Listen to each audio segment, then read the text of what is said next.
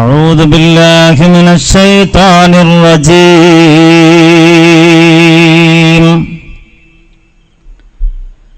بسم الله الرحمن الرحيم.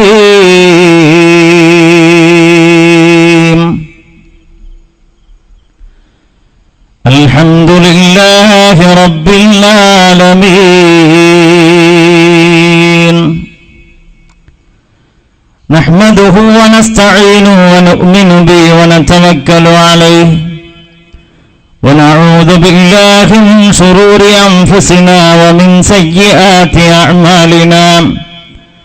من يهده الله فلا مضل له ومن يضلله فلا هادي له. ونشهد أن لا إله إلا الله وحده لا شريك له. ونشهد أن محمدا عبده ورسوله أرسله بالهدى ودين الحق ليظهره على الدين كله ولو كره المشركون.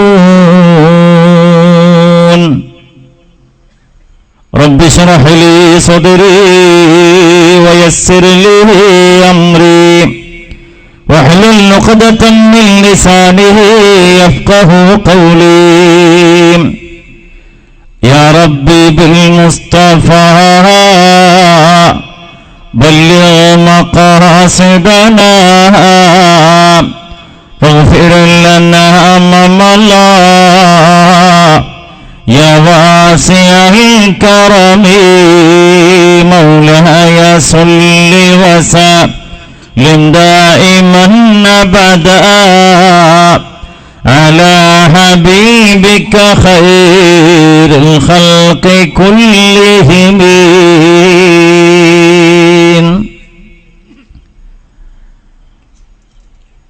അഭിവന്ദനായ അധ്യക്ഷൻ സയ്യിദ് അവറുകളെ, എനിക്ക് മുമ്പേ സംസാരിച്ച അഭിവന്ദനായ ഉസ്താദ് മൊയ്തീൻ ഫൈലി അവറുകളെ, വേദിയിലുള്ള പണ്ഡിത ശ്രേഷ്ഠരെ, സദസ്സിലും പരിസരത്തും ഒത്തുചേർന്നിട്ടുള്ള ആലിമീങ്ങളെ, സാദാത്യങ്ങളെ, മുതഅല്ലിം സുഹൃത്തുക്കളെ, രക്ഷിതാക്കളെ, ജേഷ്ഠനുജ സഹോദരങ്ങളെ, പ്രിയപ്പെട്ട ഉമ്മ പെങ്ങന്മാരെ, സഹോദരിമാരെ, മാന്യ ശ്രോതാക്കളെ, അല്ലാഹു റബ്ബുൽ ഇസ്സത്ത് നമ്മുടെ ഒത്തുകൂടൽ ഒരു സാലിഹായ അമലായി നമ്മിൽ നിന്ന് ഖബൂൽ ചെയ്യട്ടെ. ജീവിക്കുന്ന കാലം എത്രയും യഥാർത്ഥ മുഅ്മിനായി കഴിയാനും മരണം ഖൈറാകുമ്പോൾ കലിമ ചൊല്ലി പുഞ്ചിരിച്ച് സ്വർഗം കണ്ട റാഹത്തോടെ കണ്ണടക്കാനും നമ്മൾക്കും ബന്ധപ്പെട്ടവർക്കും അല്ലാഹു തൗഫീഖ് ചെയ്യട്ടെ. അല്ലാഹുവെ, പെട്ടെന്നുള്ള മരണങ്ങളിൽ നിന്ന്, അപകട മരണങ്ങളിൽ നിന്ന്, ദുർമരണങ്ങളിൽ നിന്ന്, എയ്ഡ്സ്, ക്യാൻസർ, ഹാർട്ട് അറ്റാക്ക്, വെള്ളപ്പാണ്ട്, കുട്ടം, ട്യൂമർ പോലുള്ള രോഗങ്ങളിൽ നിന്ന് സാധുക്കളായ ഞങ്ങളെയും ബന്ധപ്പെട്ടവരെയും കാത്തുരക്ഷിക്കണേ അല്ലാഹ്. അല്ലാഹുവേ, ഞങ്ങളുടെ പ്രിയപ്പെട്ടവർ പലരും രോഗികളാണ്, അവർക്ക് ശിഫ നൽകണേ റഹ്മാനെ. റബ്ബേ, നിങ്ങളാകാൻ കാരണക്കാരായ ഞങ്ങളുടെ പ്രിയപ്പെട്ട ഉമ്മമാർ, ഗുരുജനങ്ങൾ പലരും ഇന്ന് ഖബറിലാണ് റബ്ബേ കിടക്കുന്നത്. അവർക്ക് മഗ്ഫിറത്തും റഹ്മത്തും നൽകണേ തമ്പുരാനെ. അല്ലാഹുവേ, ഞങ്ങളുടെ മഹല്ല് കെട്ടിപ്പടുക്കാൻ, സ്ഥാപന സംവിധാനങ്ങൾ ഇவ்விதമായി തീരാൻ, ഞങ്ങളുടെ നാട് ഇത്രയും പുരോഗതി പ്രാപിക്കാൻ, ഞങ്ങളുടെ സുഖസൗകര്യങ്ങൾ ഇത്രമേൽ സമൃദ്ധമാവാൻ കാരണക്കാരായ പലരും ആറടി മണ്ണിനുള്ളിൽ കഴിയുമ്പോൾ അല്ലാഹുവേ, മജ്ലിസിന്റെ പുണ്യം, ഇതിന്റെ സന്തോഷം, ഇതിന്റെ ബറക്കത്ത് അവരുടെ ഖബറിടങ്ങളിലേക്ക് എത്തിച്ചു കൊടുക്കണേ തമ്പുരാനെ. അവരെ ഞങ്ങളെയും നിന്റെ ജന്നാത്തിനായി വേണ്ടി ഒരുമിച്ച് കൂട്ടിത്തരണേ അല്ലാഹ്. അല്ലാഹുവേ, ഈ സദുദ്യമത്തെ എല്ലാ അർത്ഥത്തിലും നീ വിജയിപ്പിക്കണേ റഹ്മാനെ.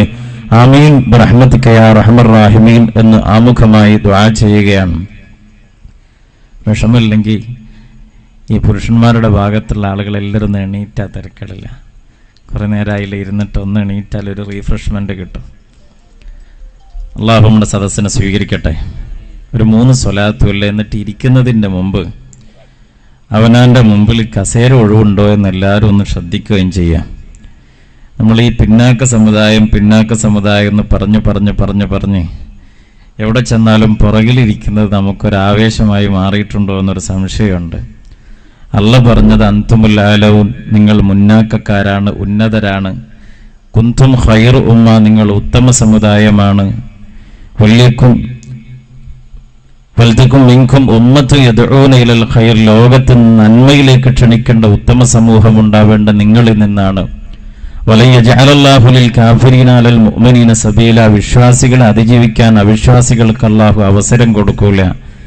അങ്ങനെ നന്മയുടെ കൊടിവാഹകരായി സമൂഹത്തെ മുന്നിൽ നിന്ന് നയിക്കേണ്ട ഈ ഉമ്മത്ത് ആരൊക്കെയോ താരാട്ടുപാടി OBC കാറ്റഗറിയിൽ പിന്നാക്കത്തിന്റെ മുടന്തുപേറി സമൂഹത്തിന്റെ മുഖ്യധാരക്കൊപ്പമെത്താൻ സംവരണത്തിന്റെ ഊന്നുവടി നൽകി താലോലിച്ചപ്പോൾ നമ്മൾ വല്ലാതെ പുറകിലിരുന്ന് ഉറങ്ങാൻ ബാധ്യസ്ഥരായോ എന്ന് തോന്നിപ്പോവുകയാണ്. മാത്രമല്ല, ഒരു പ്രസംഗത്തിന്റെ സദസ്സ് എന്ന് പറഞ്ഞാൽ മുമ്പിൽ ഒരു കസേര ഒഴിഞ്ഞാൽ ഒരു പുതുമണവാട്ടിന്റെ മുമ്പിലെ പല്ല് പോയ പോലെയാണ്. തൊള്ളിയിൽ നിറച്ച് പല്ലുണ്ടായിട്ട് കാര്യമില്ല, മുമ്പിലെ പല്ല് പോയാൽ അത് വലിയൊരു കോലക്കട. അതുകൊണ്ട് ആ റോട്ടിൽ നിൽക്കുന്ന വളണ്ടിയേഴ്സും എൻ്റെ പ്രിയപ്പെട്ട സുഹൃത്തുക്കളും നല്ല പട്ടാളച്ചിട്ടയോടുകൂടെ ഈ പരിപാടി ഇത്ര മനോഹരമായൊരു വേദി ഒരുക്കി ഇവിടെ സിസ്റ്റമാറ്റിക്കലായിട്ട് ഇതിൻ്റെ പ്രവർത്തനങ്ങളൊക്കെ ക്രമീകരിച്ച എൻ്റെ പ്രിയപ്പെട്ട യുവജനങ്ങൾ, സഹോദരന്മാർ, ആ റോഡിൽ നിന്ന് എല്ലാവരും ഒരു കുട്ടിയും പുറത്തില്ലാതെ വളരെ സന്തോഷത്തോടുകൂടെ റാഹത്തോടുകൂടെ അഭിവന്ദരായ സാദാത്യങ്ങളും ഉസ്താദന്മാരും പ്രാർത്ഥിച്ചനുഗ്രഹിച്ച് ആദരിച്ച മഹാനായ പാണക്കാട് സയ്യിദ് സാദിഖ് അലി ശിഹാബ് തങ്ങളുടെ ഏതാനും നിമിഷങ്ങൾക്കകം നമ്മുടെ വേദിയിലേക്ക് കടന്നു വരുമ്പോൾ നിറഞ്ഞു നിൽക്കുന്ന ഈ നാടിൻ്റെ പുണ്യം തുളുമ്പി നിൽക്കുന്ന ആത്മീയത തളം കെട്ടി നിൽക്കുന്ന മനോഹരമായൊരു മജ്ലിസായത് മാറണം. അതുകൊണ്ട് എല്ലാ ആളുകളും പരമാവധി മുമ്പിൽ ഒരു കസേര ഒഴിവുണ്ടെങ്കിൽ തൊട്ട് പുറകിലിരിക്കുന്ന ആക്കതിൻ്റെ ഉത്തരവാദിത്തമുണ്ട്. കാരണം നമ്മൾ മുമ്പോട്ട് പോകാത്തതിനാലാണ് ആ കസേര അവിടെ ഒഴിഞ്ഞത് എന്നുള്ളൊരു ബോധവും നമുക്ക് എല്ലാവർക്കും ഉണ്ടാവണം. ഒരു 3 സ്വലാത്ത് ചൊല്ലി ഇരിക്കുന്നതിന് മുമ്പ് ഞാൻ ഈ പറഞ്ഞ കാര്യം ഒന്ന് ശ്രദ്ധിക്കുക. ബിഫദ്ലി സല്ലല്ലാഹു അലാ മുഹമ്മദ് സല്ലല്ലാഹു അലൈഹി വസല്ലം സല്ലല്ലാഹു അലാ മുഹമ്മദ് സല്ലല്ലാഹു അലൈഹി വസല്ലം اللهم صل على محمد يا ربي صل عليه وسلم. റഹ്മാനായ റബ്ബേ, ഞങ്ങളുടെ സദസ്സിനെ നീ കബൂൽ ചെയ്യണേ തമ്പുരാനെ. അല്ലാഹുവേ, നിങ്ങളുടെ സംരംഭത്തെ വിജയിപ്പിക്കണേ റബ്ബേ. റബ്ബേ, ഇതിനു വേണ്ടി വിയർപ്പൊടുക്കിയ കഠിനാധ്വാനം ചെയ്ത് ഈ നഗരി ഇത്രമേൽ മനോഹരമായി സംഘടിപ്പിക്കാൻ പാടുപെട്ട ഞങ്ങളുടെ പ്രിയപ്പെട്ട പ്രവർത്തകർക്ക് സ്വർഗം നൽകണേ തമ്പുരാനെ. അല്ലാഹുവേ, കാലത്തിന്റെ ജിഹാദിന്റെ പുണ്യം നൽകണേ തമ്പുരാനെ. അല്ലാഹുവേ, നന്മക്ക് വേണ്ടി മരണം വരെ നിലകൊള്ളാനുള്ള തൗഫീഖ് നൽകണേ റഹ്മാനെ. ആമീൻ ബിറഹ്മതിക യാ അർഹമർ റഹീം. ഇരിക്കുക. അൽഹംദുലില്ലാഹ്. പ്രിയപ്പെട്ടവരെ, നമ്മുടെ ഈ മഹത്തായ പരിപാടി വളരെ പ്രധാനപ്പെട്ട ചില ഉദ്ദേശ ലക്ഷ്യങ്ങളോടുകൂടെ നാം സംഘടിപ്പിച്ചതാണ്. അതിലേറെ മർമ്മപ്രധാനമായത് നമ്മുടെ നാട്ടിൽ ഈ പറയുന്ന ഞങ്ങളുടെ കേൾക്കുന്ന നിങ്ങളുടെയൊക്കെ ജീവിതത്തിൽ നന്മയുടെ ഒരു മാറ്റം, വെളിച്ചം ഉണ്ടാവുക എന്നുള്ളതാണ്. അല്ലാഹു തആല നമുക്കതിന് തൗഫീഖ് നൽകി അനുഗ്രഹിക്കട്ടെ. അതോടൊപ്പം തന്നെ നമുക്ക് വേണ്ടി നമ്മുടെ ഓരോരുത്തരുടെയും ശാരീരിക, മാനസിക, സാമ്പത്തിക പ്രയാസങ്ങൾ പരിഹരിക്കുന്നതിന് വേണ്ടി നമ്മൾക്ക് വേണ്ടി ജീവിച്ച് നമ്മിൽ നിന്ന് മൺമറഞ്ഞു പോയ നമ്മുടെ മാതാപിതാക്കൾ, ഗുരുജനങ്ങൾ, സ്നേഹിച്ചവർ, സഹായിച്ചവർ, കൂടെ കഴിഞ്ഞവർ പലരും ഖബറിൽ കഴിയുമ്പോൾ അവർക്ക് വേണ്ടി ഈ നാട് ഇത്രമേൽ സമൃദ്ധമായി തീരാൻ കാരണക്കാരായ നമ്മുടെ പ്രവാസികളായ സഹോദര സഹോദരിമാർക്ക് വേണ്ടി ലോകത്തിന്റെ അഷ്ടദിക്കുകളിലും സപ്തവൻകരകളിലും പീഡനം പേറി കഷ്ടപ്പെട്ടുകൊണ്ട് കഷ്ടനഷ്ടങ്ങൾ അനുഭവിക്കുന്ന നമ്മുടെ സഹോദര സഹോദരിമാർക്ക് വേണ്ടി, ഈ ഉമ്മത്തിന് വേണ്ടി ഹൃദയമൊരുകി ദുആ ചെയ്യാൻ ഈ സദസ്സിൽ നമ്മൾ വന്നു ചേർന്നു. അല്ലാഹുവേ, നിങ്ങളുടെ ദുആക്ക് നീ ഇജാബത്ത് നൽകണേ തമ്പുരാനെ.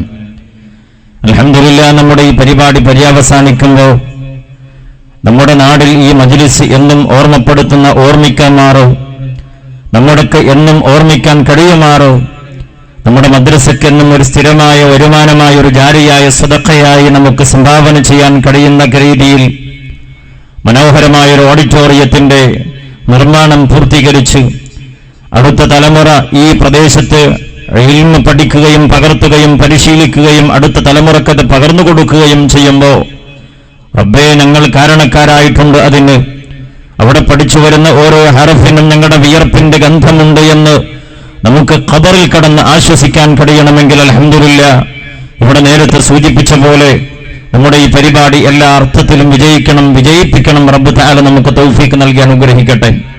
പ്രത്യേകിച്ച് നമുക്കറിയാം, ആദ്യമായി നമ്മുടെ പരിപാടിയുടെ ലക്ഷ്യം എന്ന് പറയുന്നത് അല്ലാഹുവിന്റെ ഹബീബ് മുഹമ്മദ് മുസ്തഫ സ്വല്ലല്ലാഹു അലൈഹി വസല്ലം തങ്ങളിലൂടെ സമ്പൂർത്തീകരിക്കപ്പെട്ട വിശുദ്ധ ഇസ്ലാമികമായ കാഴ്ചപ്പാടുകൾ, ദർശനങ്ങളെ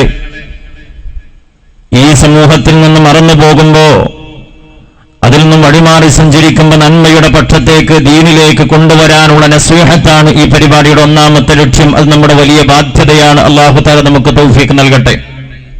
കാരണം അല്ലാഹു സുബ്ഹാനഹു വ തആല ആദ്യ മനുഷ്യനെ ഭൂമിയിലേക്ക് പടച്ചയക്കുമ്പോൾ ആ ആദ്യ മനുഷ്യൻ ഒന്നാമത്തെ പ്രവാചകൻ കൂടിയാകുന്നു എന്ന സത്യം നാം മനസ്സിലാക്കുക. അവിടെ മുതൽ ആരംഭിച്ച വിശുദ്ധ ദീനിന്റെ പ്രബോധന പ്രചരണ പ്രവർത്തനങ്ങൾ മഹാനായ അഷ്റഫുൽ ഖൽഖ് ത്വാഹ റസൂലുള്ളാഹി സ്വല്ലല്ലാഹു അലൈഹി വസല്ലം തങ്ങൾ വരെ എത്തിച്ചേരുമ്പോൾ 1,00,000-ലേറെ വരുന്ന അമ്പിയാക്കൾ വ്യത്യസ്ത കാലഘട്ടങ്ങളിലേക്ക്, അതാത് സമൂഹങ്ങളിലേക്ക്, സമുദായങ്ങളിലേക്ക് നന്മയുടെ വെളിച്ചം എത്തിച്ചു കൊടുത്തപ്പോൾ മഹാനായ ഹബീബുനാ റസൂലുള്ളാഹി സ്വല്ലല്ലാഹു അലൈഹി വസല്ലം ഈ ലോകത്തോട് യാത്ര പറയുന്നതിന്റെ മുമ്പ് ഹബീബായ തങ്ങൾ നമ്മെ ഏൽപ്പിച്ചൊരു ദൗത്യമുണ്ട്, ഉത്തരവാദിത്വമുണ്ട്. ഇന്നിതാ അള്ളാഹുവിന്റെ ദീൻ സമ്പൂർത്തീകരിക്കപ്പെട്ടിരിക്കുകയാണ്. നിങ്ങളിലേക്ക് ഞാനിതാ കൈമാറുകയാണ്. ഇവിടെ കൂടിയ 10,000 ലോകത്തിന്റെ നാനാഭാഗത്തേക്ക് സന്ദേശം പ്രസരണം ചെയ്യണം, അത് എത്തിച്ചു കൊടുക്കണമെന്ന് ഹബീബുനാ റസൂലുള്ളാഹി സ്വല്ലല്ലാഹു അലൈഹി വസല്ലം തങ്ങൾ പഠിപ്പിച്ചപ്പോ ഹബീബായി തങ്ങൾ പറഞ്ഞു, പ്രവാചകന്മാരുടെ പിന്മുറക്കാരായി അനന്തരഗാമികളായി ദൗത്യം നിർവഹിച്ച് മുന്നോട്ട് പോകേണ്ടവർ, അമ്പിയാക്കളുടെ പിന്മുറക്കാരായി സേവനം നിർവഹിക്കേണ്ടവർ കാലാന്തരങ്ങളിലൂടെ കടന്നു വരുന്ന പണ്ഡിതന്മാരാണ്. ഖുർആൻ നമ്മെ ഓർമ്മപ്പെടുത്തിയത് ഫദക്കിർ, നന്മ അടിക്കടി ഓർമ്മപ്പെടുത്തിക്കൊണ്ടേയിരിക്കണം. അത് നിലനിൽക്കേണ്ട ഒരു പ്രക്രിയയാണ്, ഒരിക്കൽ പറഞ്ഞവസാനിപ്പിക്കേണ്ട കാര്യമല്ല. കാലാന്തരങ്ങളിലൂടെ നിലനിൽക്കേണ്ട ഏറ്റവും പ്രധാനപ്പെട്ട ഒരു ധർമ്മവും ഉത്തരവാദിത്വവുമാണ്. അതുകൊണ്ട് തന്നെ സഹോദരങ്ങളെ, ഈ കാലഘട്ടത്തിൽ ഏറെ അനിവാര്യമായ വിഷയങ്ങളാണ് നമ്മൾ ചർച്ച ചെയ്യുന്നത്. ഇന്നിവിടെ എൻ്റെ മുമ്പിൽ നൽകപ്പെട്ടിരിക്കുന്ന പ്രമേയം സന്തുഷ്ടമാവട്ടെ നമ്മുടെ കുടുംബം എന്നുള്ളതാണ്. നമുക്കറിയാം, ആധുനിക കാലത്തെ വിലയിരുത്തുമ്പോൾ ബഹുമാന്യനായ ഉസ്താദ് ഇവിടെ സൂചിപ്പിച്ചതുപോലെ ശിഥിലമായ ബന്ധങ്ങളുടെ, ജീർണിച്ച അവശിഷ്ടങ്ങളുടെ കൂമ്പാരങ്ങൾക്ക് മീതെ ആധുനിക കുടുംബ സംവിധാനം നിലനിൽക്കുമ്പോൾ സ്നേഹവും സഹതാപവും അർത്ഥശൂന്യ അക്ഷരക്കൂട്ടങ്ങളായി മാറുമ്പോൾ പെറ്റൊടിഞ്ഞ വയറിനും പൊക്കിൾക്കൊടി ബന്ധത്തിനും വില നിശ്ചയിക്കുന്ന ഒരു കാലഘട്ടത്തിലേക്ക് നാം കടന്നു പോകുമ്പോൾ എന്താണ് മാതൃത്വത്തിന്റെ മഹത്വം എന്നറിയാൻ, എന്താണ് പിതൃത്വത്തിന്റെ പവിത്രത എന്ന് മനസ്സിലാക്കാൻ, എന്താണ് പുത്രവാത്സല്യത്തിന്റെ പ്രാധാന്യമെന്നറിയാൻ, എന്താണ് പുത്രീ വാത്സല്യത്തിന്റെ മഹാത്മ്യമെന്ന് മനസ്സിലാക്കാൻ ഈ സദസ്സിനായാൽ അൽഹംദുലില്ലാഹ് നമ്മുടെ ഒത്തുകൂടൽ ധന്യമാവുകയാണ്. അല്ലാഹുവേ, ഞങ്ങൾക്ക് തൗഫീഖ് നൽകണേ റഹ്മാനെ. പ്രത്യേകിച്ച് നമുക്കറിയാം, ഓരോ ദിവസവും പത്രമാധ്യമങ്ങളുടെ നമ്മൾ അറിയുന്ന വാർത്തകളും വിവരങ്ങളും അക്ഷരാർത്ഥത്തിൽ നമ്മെ വേദനിപ്പിക്കുന്നതാണ്, നമ്മെ അസ്വസ്ഥമാക്കുന്നതാണ്. ഇവിടെ ഇത് ദീനറിയാത്ത സമൂഹത്തിൽ നിന്നല്ല പലപ്പോഴും ഉണ്ടാകുന്നത്. കേരളത്തിന്റെ സാംസ്കാരിക നഗരമെന്ന് വിശേഷിപ്പിക്കപ്പെടുന്ന തിരൂരിന്റെ മണ്ണിൽ തുഞ്ചത്തെടുത്തച്ഛന്റെ നാടിന്റെ അരികത്തുനിന്നാണ് സഹോദരങ്ങളെ നാം കേട്ടത്. 10 മാസം ഗർഭം ചുമന്ന് നൊന്ത് പ്രസവിച്ച സ്വന്തം മാതാവിന്, പാത്തുമ്മ എന്ന 80 വയസ്സുള്ള മാതാവിന് മൊയ്തീൻ എന്ന് പറയുന്ന 50 വയസ്സുള്ള മകൻ, എത്ര കട്ടപ്പെട്ടുകൊണ്ട് പോറ്റി വളർത്തിയ ഉമ്മയാവാം, എത്ര താലോലിച്ച് വളർത്തിയ കൈയാവാം. കൈ വളരുന്നതും കാല് വളരുന്നതും കൗതുകത്തോടെ നോക്കി ഒരു കുഞ്ഞു വളർന്നു വലുതാകുമ്പോ 50 വയസ്സുവരെ മോനെ എന്ന് വിളിച്ച ഒരു ഉമ്മ എന്ന് അരികത്ത് വിളിച്ചെന്നുകൊണ്ട് വാത്സല്യത്തോടെ വിളിച്ച ഒരു മകൻ, പണത്തോട് ആർത്തിമൂത്തുകൊണ്ട് തന്റെ വ്യക്തിപരമായ ആവശ്യങ്ങൾ നിർവഹിക്കാൻ പണം കിട്ടാതെയായപ്പോ പല സന്ദർഭങ്ങളിലായി ഉമ്മയെ ചെന്നുകൊണ്ട് ശല്യം ചെയ്യുന്നു. ഉമ്മ പണം കൊടുക്കില്ല എന്നുറപ്പാകുമ്പോ സ്വന്തം വീട്ടിൽ നിന്നിറക്കി കൊണ്ടുപോയി സമീപത്തുള്ള ഇടവഴിയിലേക്ക് കൊണ്ടുപോവുകയാണ്. സുബ്ഹാനല്ലാഹ്. ആ ഉമ്മയുടെ കഴുത്തിലേക്ക് നാക്കാലിയെപ്പോലെ കഴുത്തിലേക്ക് കത്തിവെക്കുമ്പോ അഖ്ലാഖ് പഠിച്ച് ഈ ഖൗമിന്റെ പ്രാതിനിധ്യം പേരുകൊണ്ട് അവകാശപ്പെടാൻ കഴിയുന്ന ഒരു മൊയ്തീൻ 80 വയസ്സുള്ള പാത്തുമ്മ എന്ന മാതാവിനെ കടുത്തെറുത്ത് കൊല്ലുമ്പോ ആ വാർത്ത പത്രമാധ്യമങ്ങളിലൂടെ നമ്മൾ അറിയുമ്പോ മാത്രമല്ല തന്നെ സ്വൈരവിയുമ്പോ തൊഴിൽപ്പെട്ട കാമുകനോട് വിളിച്ചോടാൻ 4 വയസ്സുള്ള കുഞ്ഞ് തനിക്ക് തടസ്സമാണെന്നറിയുമ്പോ, എന്റെ സഹോദരങ്ങളെ, സഹോദരിമാരെ, ബഹുനില കെട്ടിടത്തിന്റെ മുകളിൽ നിന്ന് സ്വന്തം കുഞ്ഞിന്റെ കാലുവാരിയിട്ട് കോൺക്രീറ്റ് വിരിച്ച തറയിലേക്ക് വലിച്ചെറിയുമ്പോ തലച്ചോറ് ചിന്നിച്ചിതറിയ പിഞ്ചു പൈതൽ പടഞ്ഞു മരിക്കുമ്പോ ആ കുഞ്ഞിന്റെ ഭൗതിക ശരീരം ഒരു നോക്ക് കാണാൻ പോലും നിൽക്കാതെ അവിടെ നിന്ന് ഒളിച്ചോടുന്ന മാതാവിന് തൊട്ടടുത്ത റെയിൽവേ സ്റ്റേഷനിൽ വെച്ചുകൊണ്ട് പോലീസ് പിടികൂടുമ്പോ ആ അമ്മക്ക് പറയാനുള്ളത്, എന്റെ കുഞ്ഞിനെ കൊന്നതിന്റെ കഥയല്ല, ആ കുഞ്ഞിനെ കൊല്ലാനുണ്ടായ കാരണം മറ്റൊന്നല്ല, തൊഴിൽ സ്ഥലത്ത് വെച്ച് പരിചയപ്പെട്ട കാമുകനോടൊപ്പം ഒളിച്ചോടാൻ എനിക്കെന്റെ കുഞ്ഞുമോൻ തടസ്സമാ, അതുകൊണ്ട് ആ തടസ്സം ഞാൻ മാറ്റി എന്ന് പറയുന്ന എന്റെ പ്രിയപ്പെട്ടവരെ, ഈ ആന്തരിക യുഗത്തിലെ അമ്മമാർ ജീവിക്കുന്ന കാലമാ. അല്ലാഹുവേ ഞങ്ങളെ കാത്തുരക്ഷിക്കണേ റബ്ബേ. മഹാനായ നമ്മുടെ ഉദ്ഘാടകൻ പണക്കാട് സയ്യിദ് സാദിഖ് അലി ശിഹാബ് തങ്ങൾ നമ്മുടെ വേദിയിലേക്ക് കടന്നു വരികയാണ്. അല്ലാഹു സുബ്ഹാനഹു വ തആല നമ്മുടെ വിവന്നരായ നായകന്മാർക്ക് ആഫിയത്തോടെ ദീർഘായുസ് നൽകി അനുഗ്രഹിക്കട്ടെ റബ്ബേ. അവരുടെ തണലിൽ പാറ പോലുറച്ച് പർവ്വതം പോലുയർന്ന് പ്രവർത്തിക്കാൻ ഈ കൈരളിക്ക് റബ്ബേ നീ നൽകിയ ആ നിധിക്ക് പിന്നിൽ നിൽക്കാൻ അല്ലാഹുവേ ഞങ്ങൾക്ക് തൗഫീഖ് നൽകണേ തമ്പുരാനെ.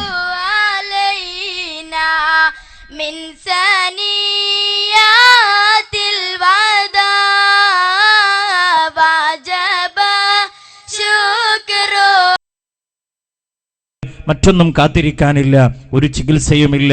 റേഡിയേഷൻ ചെയ്തുകൊണ്ട് താൽക്കാലിക ആശ്വാസം നൽകുമ്പോൾ, ഇടയ്ക്ക് കീമോ നൽകിക്കൊണ്ട് ചെറിയ വേദനയ്ക്ക് ആശ്വാസം നൽകുമ്പോൾ, പക്ഷേ എൻ്റെ വേദന, എൻ്റെ സങ്കടം അതല്ല. എൻ്റെ വയറ്റിൽ ദീർഘകാലത്തെ കാത്തിരിപ്പിന് ശേഷം പടച്ചവൻ എനിക്കും എൻ്റെ പ്രിയപ്പെട്ട ഭർത്താവിനും ഒരു കുഞ്ഞിനെ നൽകിയിരിക്കുന്നു. 7 മാസം പ്രായമുള്ള ഒരു കുഞ്ഞിൻ്റെ അനക്കം ഞാൻ അറിയുന്നു. എൻ്റെ വയറ്റിൽ ഒരു കുഞ്ഞ് വളരുന്നു. എനിക്ക് അവസാനം ഒറ്റ ആഗ്രഹമേ ഉള്ളൂ, എൻ്റെ രോഗമില്ലാത്തൊരു കുഞ്ഞിനെ പ്രസവിച്ചെൻ്റെ ഭർത്താവിൻ്റെ കയ്യിൽ ഏൽപ്പിച്ചിട്ട് അടുത്ത നിമിഷം ഞാൻ മരിച്ചാലും വേണ്ടില്ല എന്നൊരു ഉമ്മ പറയുമ്പോൾ എൻ്റെ സഹോദരങ്ങളെ ചിന്തിക്കുക. 22 കൊല്ലം വാട്ടർ ബെഡിൽ കിടക്കുന്ന ഒരു രോഗിയുടെ അരികത്ത് ചെന്നുകൊണ്ട് നമ്മൾ ദുആ ചെയ്യാനിരിക്കുമ്പോൾ കൈ പിടിച്ചുകൊണ്ട് ആ രോഗി പറയുന്നു, ഉസ്താദേ എൻ്റെ മരണത്തിന് വേണ്ടി ഒന്ന് ദുആ ചെയ്യണം. ഞാൻ ചോദിച്ചു, എന്തേ മോനെ, നിനക്ക് അസുഖം വല്ലതുമുണ്ടോ, ചിത്തഭ്രമം, മാനസികമായ വല്ല വിഷമമുണ്ടോ? അദ്ദേഹം പറഞ്ഞു, 22 കൊല്ലമായി നട്ടെല്ല് പൊട്ടി വാട്ടർ ബെഡിൽ കഴിയുന്ന എനിക്ക് ഇനി എന്ത് ജീവിതമാണ്? എൻ്റെ ഉമ്മയുടെ കവിളിലെ കണ്ണീരുണങ്ങാൻ, എൻ്റെ ഭാര്യയുടെ സങ്കടത്തിന് പരിഹാരമുണ്ടാവാൻ, എൻ്റെ സുഹൃത്തുക്കൾക്ക് വേദനയ്ക്ക് പരിഹാരമുണ്ടാവാൻ എൻ്റെ മരണമല്ലാതെ മറ്റു മാർഗമില്ല. അതുകൊണ്ട് എൻ്റെ മരണം ഇന്ന് പറ്റുമെങ്കിൽ ഇന്നു തന്നെ അല്ലാഹുവേ എൻ്റെ റൂഹ് തിരിച്ചെടുക്കണേ എന്ന്, നിങ്ങൾ കൂടെ ദുആ ചെയ്യണേ എന്ന് നമ്മോട് കയ്യും പിടിച്ചുകൊണ്ട് ദുആ കൊണ്ട് വസിയത്ത് ചെയ്യുമ്പോൾ, ഇങ്ങനെ പറഞ്ഞാലൊടുങ്ങാത്ത സങ്കടത്തിൻ്റെ കഥകൾ ഒരുപാട് കേട്ടവരാ നമ്മൾ. നമ്മുടെയൊക്കെ ജീവിതവുമായി ബന്ധപ്പെട്ട ഒരുപാട് പ്രശ്നങ്ങൾ, ശാരീരികമായ രോഗങ്ങൾ, മാനസികമായ ക്ലേശങ്ങൾ. പാലക്കാട് ജില്ലയിൽ ഞാൻ ഓർക്കുകയാണ്, ഒരു പരിപാടി കഴിഞ്ഞ് ഭക്ഷണം കഴിക്കാൻ ഒരു വീട്ടിൽ നിന്നിറങ്ങുമ്പോൾ അയാൾ പറഞ്ഞു, സാദേ വല്ലാതെ വിഷമത്തിലാണ്. എന്തേ? ഏകദേശം 70 വയസ്സോളം പ്രായമുള്ള ഒരു കാരണവർ. അവർ പറഞ്ഞു, എൻ്റെ കയ്യും പിടിച്ചുകൊണ്ട് വീടിൻ്റെ അകത്തേക്ക് കൊണ്ടുപോയി. 2 മക്കളുണ്ട്. ആ 2 മക്കൾക്കും ഭ്രാന്താണ്. ചെങ്ങലയിൽ കഴിയുന്ന 2 മക്കളെ കാണിച്ചു തന്നു എനിക്ക്. മാത്രമല്ല തൊട്ടപ്പുറത്ത് റൂമിലേക്ക് കൊണ്ടുപോയി അദ്ദേഹത്തിൻ്റെ ഭാര്യയെ ചൂണ്ടിക്കാണിച്ചു. ഒരു ഭാഗം തളർന്നു കിടക്കുകയാണ്, ഒരുപാട് സമ്പത്തുണ്ട്, പാലസ് പോലത്തെ വലിയൊരു വീടുണ്ട്, വലിയ സാമ്പത്തിക ശേഷിയുണ്ട്. അദ്ദേഹം പറഞ്ഞു, എനിക്കൊറ്റ പ്രാർത്ഥനയെ ഇനി ബാക്കിയുള്ളൂ, അഥവാ പടച്ചവനെ, എൻ്റെ റൂഹ് പിടിക്കുന്നതിന് മുമ്പ് എന്നെ ആശ്രയിച്ച് കഴിയുന്ന ഈ 3 എണ്ണത്തിന്റെ റൂഹ് നീ പിടിച്ചു കൊണ്ടുപോകണേ റബ്ബേ. കാരണം ഇന്നലെ വരെ, കഴിഞ്ഞ മാസം വരെ എനിക്കൊരു വേദനയുണ്ടായിരുന്നില്ല. കാരണം എൻ്റെ 2 പൊന്നുമക്കളെ കണ്ണിലെ കൃഷ്ണമണി പോലെ നോക്കാൻ എൻ്റെ ഭാര്യ ഇവർക്കൊപ്പമുണ്ടായിരുന്നു. അവരുടെ ഒരു ഭാഗം തളർന്ന് മൂലയിലായപ്പോൾ എൻ്റെ മനസ്സ് തളർന്നുപോയി. ഞാൻ എങ്ങനെ ഇവിടെ പരിഹരിക്കും, എങ്ങനെ ഇവരെ പരിചരിക്കുമെന്നറിയാതെ വിഷമിക്കുകയാണ്, വേദനിക്കുകയാണ്.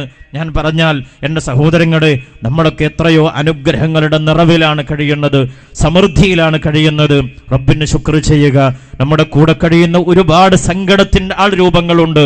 അവർക്ക് വേണ്ടി ഹൃദയമൊരുക്കി ദുആ ചെയ്യാൻ നമ്മുടെ സദസ്സ് കൊണ്ട് നമുക്കാവണം. അല്ലാഹു ഞങ്ങളുടെ ദുആക്ക് ഇജാബത്ത് നൽകണേ തമ്പുരാനെ. അതേപോലെ തന്നെ പ്രവാസ ലോകത്ത് കഴിയുന്ന നമ്മുടെ സഹോദരങ്ങൾ ചെറിയവരല്ല. ഈ നാട് ഇത്രമേൽ സമൃദ്ധമാവാൻ, നമ്മുടെ പള്ളിക്ക് മനോഹരമായ മിനാരമുണ്ടായത്, നമ്മുടെ മദ്രസയ്ക്ക് നല്ല കെട്ടിടമുണ്ടായത്, നമ്മുടെ താമസിക്കുന്ന വീട് ഇത്രമേൽ പ്രൗഢമായത്, നമ്മൾ ധരിക്കുന്ന വസ്ത്രത്തിന് ഇത്രമേൽ പളപളപ്പുണ്ടായത്, നമ്മൾ കഴിക്കുന്ന ഭക്ഷണം ഇത്രമേൽ സുഭിക്ഷമായി തീർന്നത്, നമ്മുടെ ജീവിതം ഇത്രമേൽ സൗകര്യ സമൃദ്ധമായി തീർന്നത് നമ്മുടെ നാട്ടിലൊടുക്കിയ വിയർപ്പല്ല.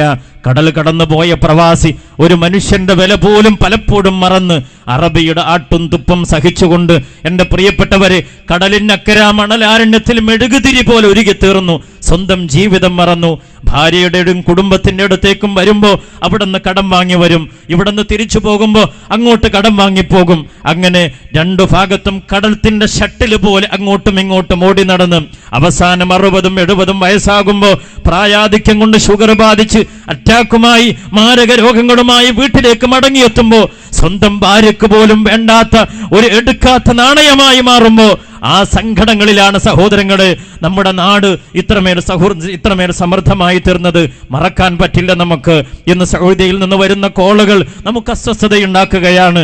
പടച്ചവനെ, എൻ്റെ സഹോദരന്മാർ പ്രവാസ ലോകത്ത് കട്ടപ്പെടുകയാണ്. അല്ലാഹുവേ, നിയമക്കുരുക്കിൽ വിഷമിക്കുന്നവരുണ്ട്, അവരെ കരകയറ്റണേ റഹ്മാനെ. അല്ലാഹുവേ, പല ജാതി സങ്കടങ്ങളെ കൊണ്ട് കഴിയുന്നവരുണ്ട്. അല്ലാഹുവേ, അവർ ചെയ്ത ഈ സേവനങ്ങൾ, ഞങ്ങളുടെ നാട് ഇത്രമേൽ സമൃദ്ധമായത് അവരുടെ വിയർപ്പാണ്. അവരെ ഓർക്കാതെ ഈ സദസ്സ് അവസാനിപ്പിച്ചാൽ നമ്മൾ നന്ദി കെട്ടവരായി പോകും. അല്ലാഹുവേ, ഞങ്ങളുടെ പ്രവാസികൾക്ക് ഖൈറും ബറക്കത്തും റാഹത്തും സന്തോഷവും സമാധാനവും നൽകണേ റബ്ബേ. ഈ സദസ്സിൽ നമുക്ക് ദുആ ചെയ്യണം.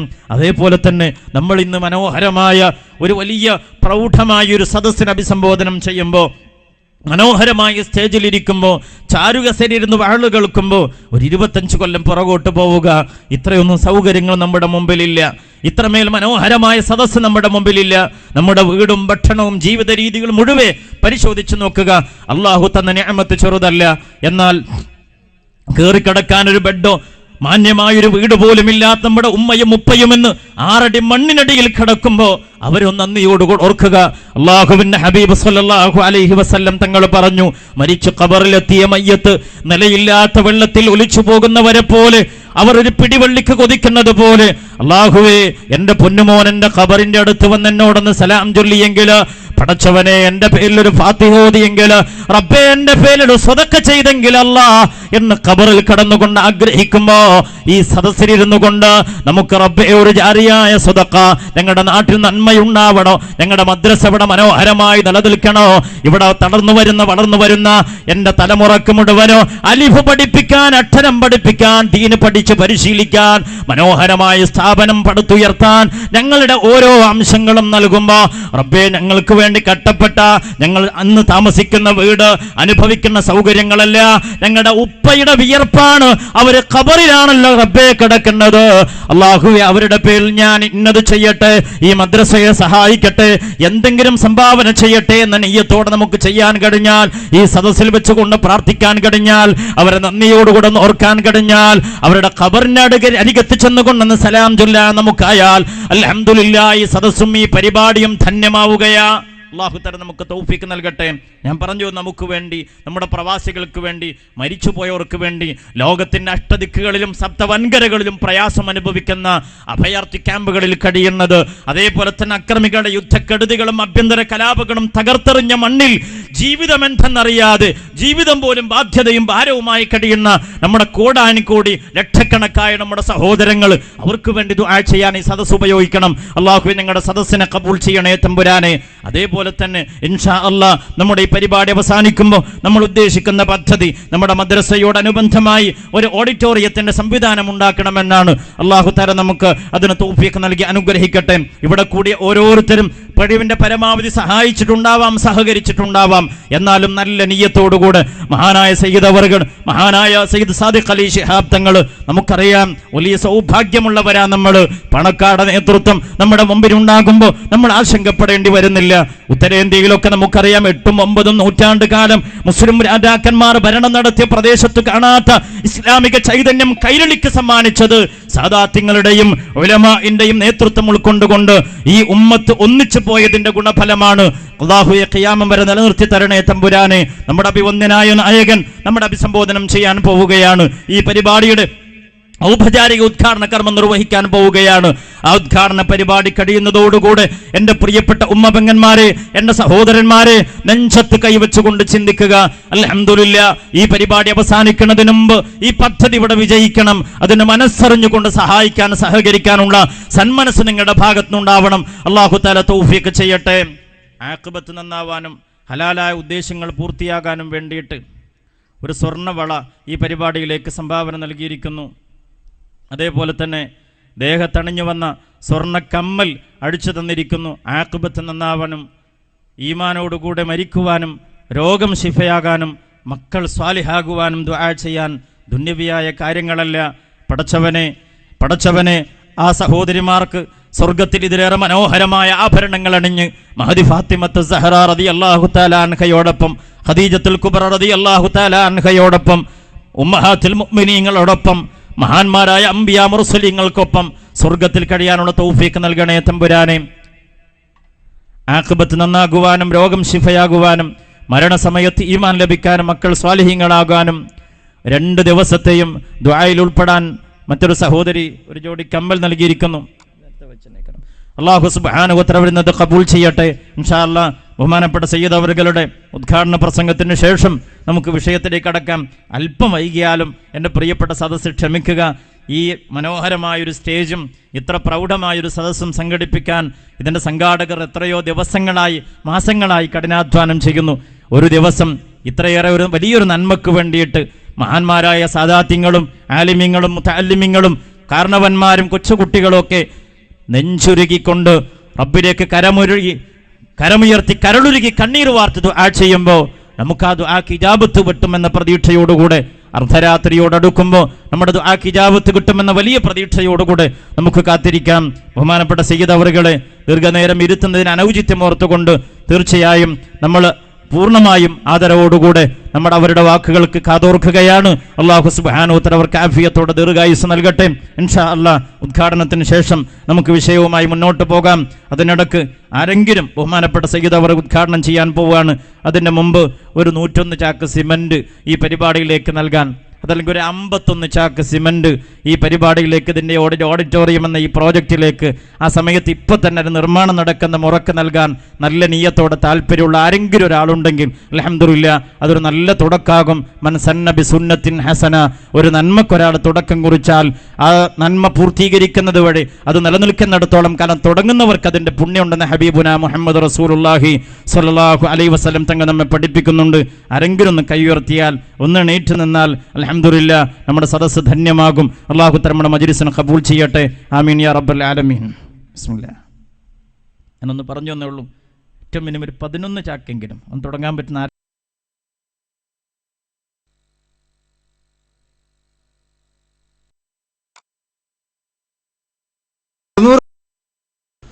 അവരാണുള്ള പള്ളിയും മദ്രസയൊക്കെ ഉണ്ടാക്കി നമുക്ക് മാതൃക കാണിച്ചു.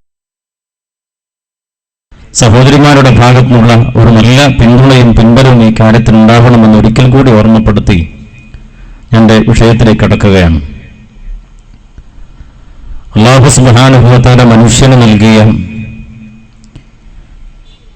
പ്രധാന അനുഗ്രഹങ്ങളിൽ ഒന്നാണ് കുടുംബ സംവിധാനം എന്നുള്ളത്. 2 തരത്തിലുള്ള ബന്ധമാണ് അല്ലാഹു തആല നമുക്ക് ഒരുക്കിയത് എന്ന് ഖുർആൻ തന്നെ സാക്ഷ്യപ്പെടുത്തുകയാണ്. സൂറത്തുൽ ഫുർഖാനിലെ 54-ാം ആയത്തിലൂടെ അല്ലാഹു തആല പറയുന്നത്, അഊദു ബില്ലാഹി മിനശ് ശൈത്വാനിർ റജീം ബിസ്മില്ലാഹിർ റഹ്മാനിർ റഹീം വഹുവല്ലദീ ഖലഖ മിനൽ മാഇ ബശറാ ഫജഅലഹു നസബൻ വസിഹ്റാ وكان ربك قديرا هو الذي خلق من الماء بشرا ജലകണികയിൽ നിന്ന് മനുഷ്യന്റെ സൃഷ്ടികർമ്മത്തിന് നേതൃത്വം കൊടുത്ത, സൃഷ്ടികർമ്മം നിർവഹിച്ച അല്ലാഹു സുബ്ഹാനഹു വ തആല ഫജഅലഹു നസബൻ വസിഹ്റാ, രക്തബന്ധവും അതേപോലെ തന്നെ വിവാഹബന്ധവും അല്ലാഹു തആല നമുക്ക് ഒരുക്കി തന്നിരിക്കുകയാണ്. വകാന റബ്ബുക ഖദീറാ, അല്ലാഹു തആല സർവശക്തനാണ്, എല്ലാത്തിനും കഴിവുള്ളവനാണ്. അല്ലാഹ് എന്ന ബോധമാണ് അല്ലാഹു സുബ്ഹാനഹു വ തആല ഇവിടെയും നമുക്ക് നൽകുന്നത്. മാത്രമല്ല, ഈ ലോകത്ത് ആധുനിക സംവിധാനത്തിൽ കുടുംബജീവിതത്തെക്കുറിച്ച് ആലോചിക്കുമ്പോൾ വളരെ പ്രധാനപ്പെട്ട ചില ചർച്ചകൾ നമ്മുടെ മുമ്പിൽ വരേണ്ടതുണ്ട്. ഒന്ന്, യൂറോപ്യൻ രാജ്യങ്ങളിലും പ്രത്യേകിച്ചും പുരോഗമനം പോസ്റ്റ് മോഡേണിസം ഒക്കെ തലക്ക് പിടിച്ച ലോകം പറയുന്നത് കുടുംബം തന്നെ മനുഷ്യന് ഒരു ബാധ്യതയാണ് എന്നാണ്. സ്വാതന്ത്ര്യത്തിന്റെ കഴുത്തിൽ വീഴുന്ന കത്തിയാണ് കുടുംബം, വിവാഹം. അത് താലിച്ചരടാണെങ്കിലും നിക്കാഹാണെങ്കിലും മനസ്സമ്മതാണെങ്കിലും അതുവഴി ഉണ്ടായിത്തീരുന്നത് മനുഷ്യന്റെ സ്വാതന്ത്ര്യം ഹനിക്കപ്പെടുകയാണ്. ഈയിടെ ഒരു സോഷ്യൽ നെറ്റ്വർക്ക് മീഡിയ ലണ്ടൻ കേന്ദ്രീകരിച്ചുകൊണ്ട് നടത്തിയൊരു സർവേയുടെ റിപ്പോർട്ട് പുറത്തു വന്നു. വ്യത്യസ്ത തലങ്ങളിൽ ജീവിക്കുന്ന 1000 ആളുകളെ കേന്ദ്രീകരിച്ചുകൊണ്ടൊരു പഠനം നടത്തിയപ്പോൾ 23.4% ആളുകൾ മാത്രമാണ് അവിടെ വിവാഹ ജീവിതത്തിന് താല്പര്യം പ്രകടിപ്പിച്ചത്. അഥവാ 76% വരുന്ന ആളുകൾ അവർക്ക് വിവാഹത്തോട് പുച്ഛമാണ്, താല്പര്യമില്ല. കേരളത്തിൽ തന്നെ ഈയിടെ ഒരു ചർച്ചയിൽ യശശരീരനായ ഗാന്ധിയനായ ഒരു പ്രഭാഷകൻ പറഞ്ഞു, അദ്ദേഹത്തോട് പത്രപ്രവർത്തകർ ചോദിച്ചു, സർ, നിങ്ങളിങ്ങനെ നല്ലൊരു പ്രഭാഷകനായി നടന്നാൽ മതിയോ? നിങ്ങളുടെ കല്യാണം കഴിച്ചാൽ കൈരളിക്ക് ഒരു പ്രതിഭയെ കിട്ടില്ലേ, ഒരു കുഞ്ഞുണ്ടായാൽ? അയാൾ അതിന് കൊടുത്ത മറുപടി, കാർഡില്ലാതെ തന്നെ റേഷൻ കിട്ടുന്നുണ്ട്, പിന്നെ കാർഡിനും റേഷനും കൂടെ ക്യൂ നിൽക്കാൻ എനിക്ക് ഒഴിവില്ല എന്നാണ്.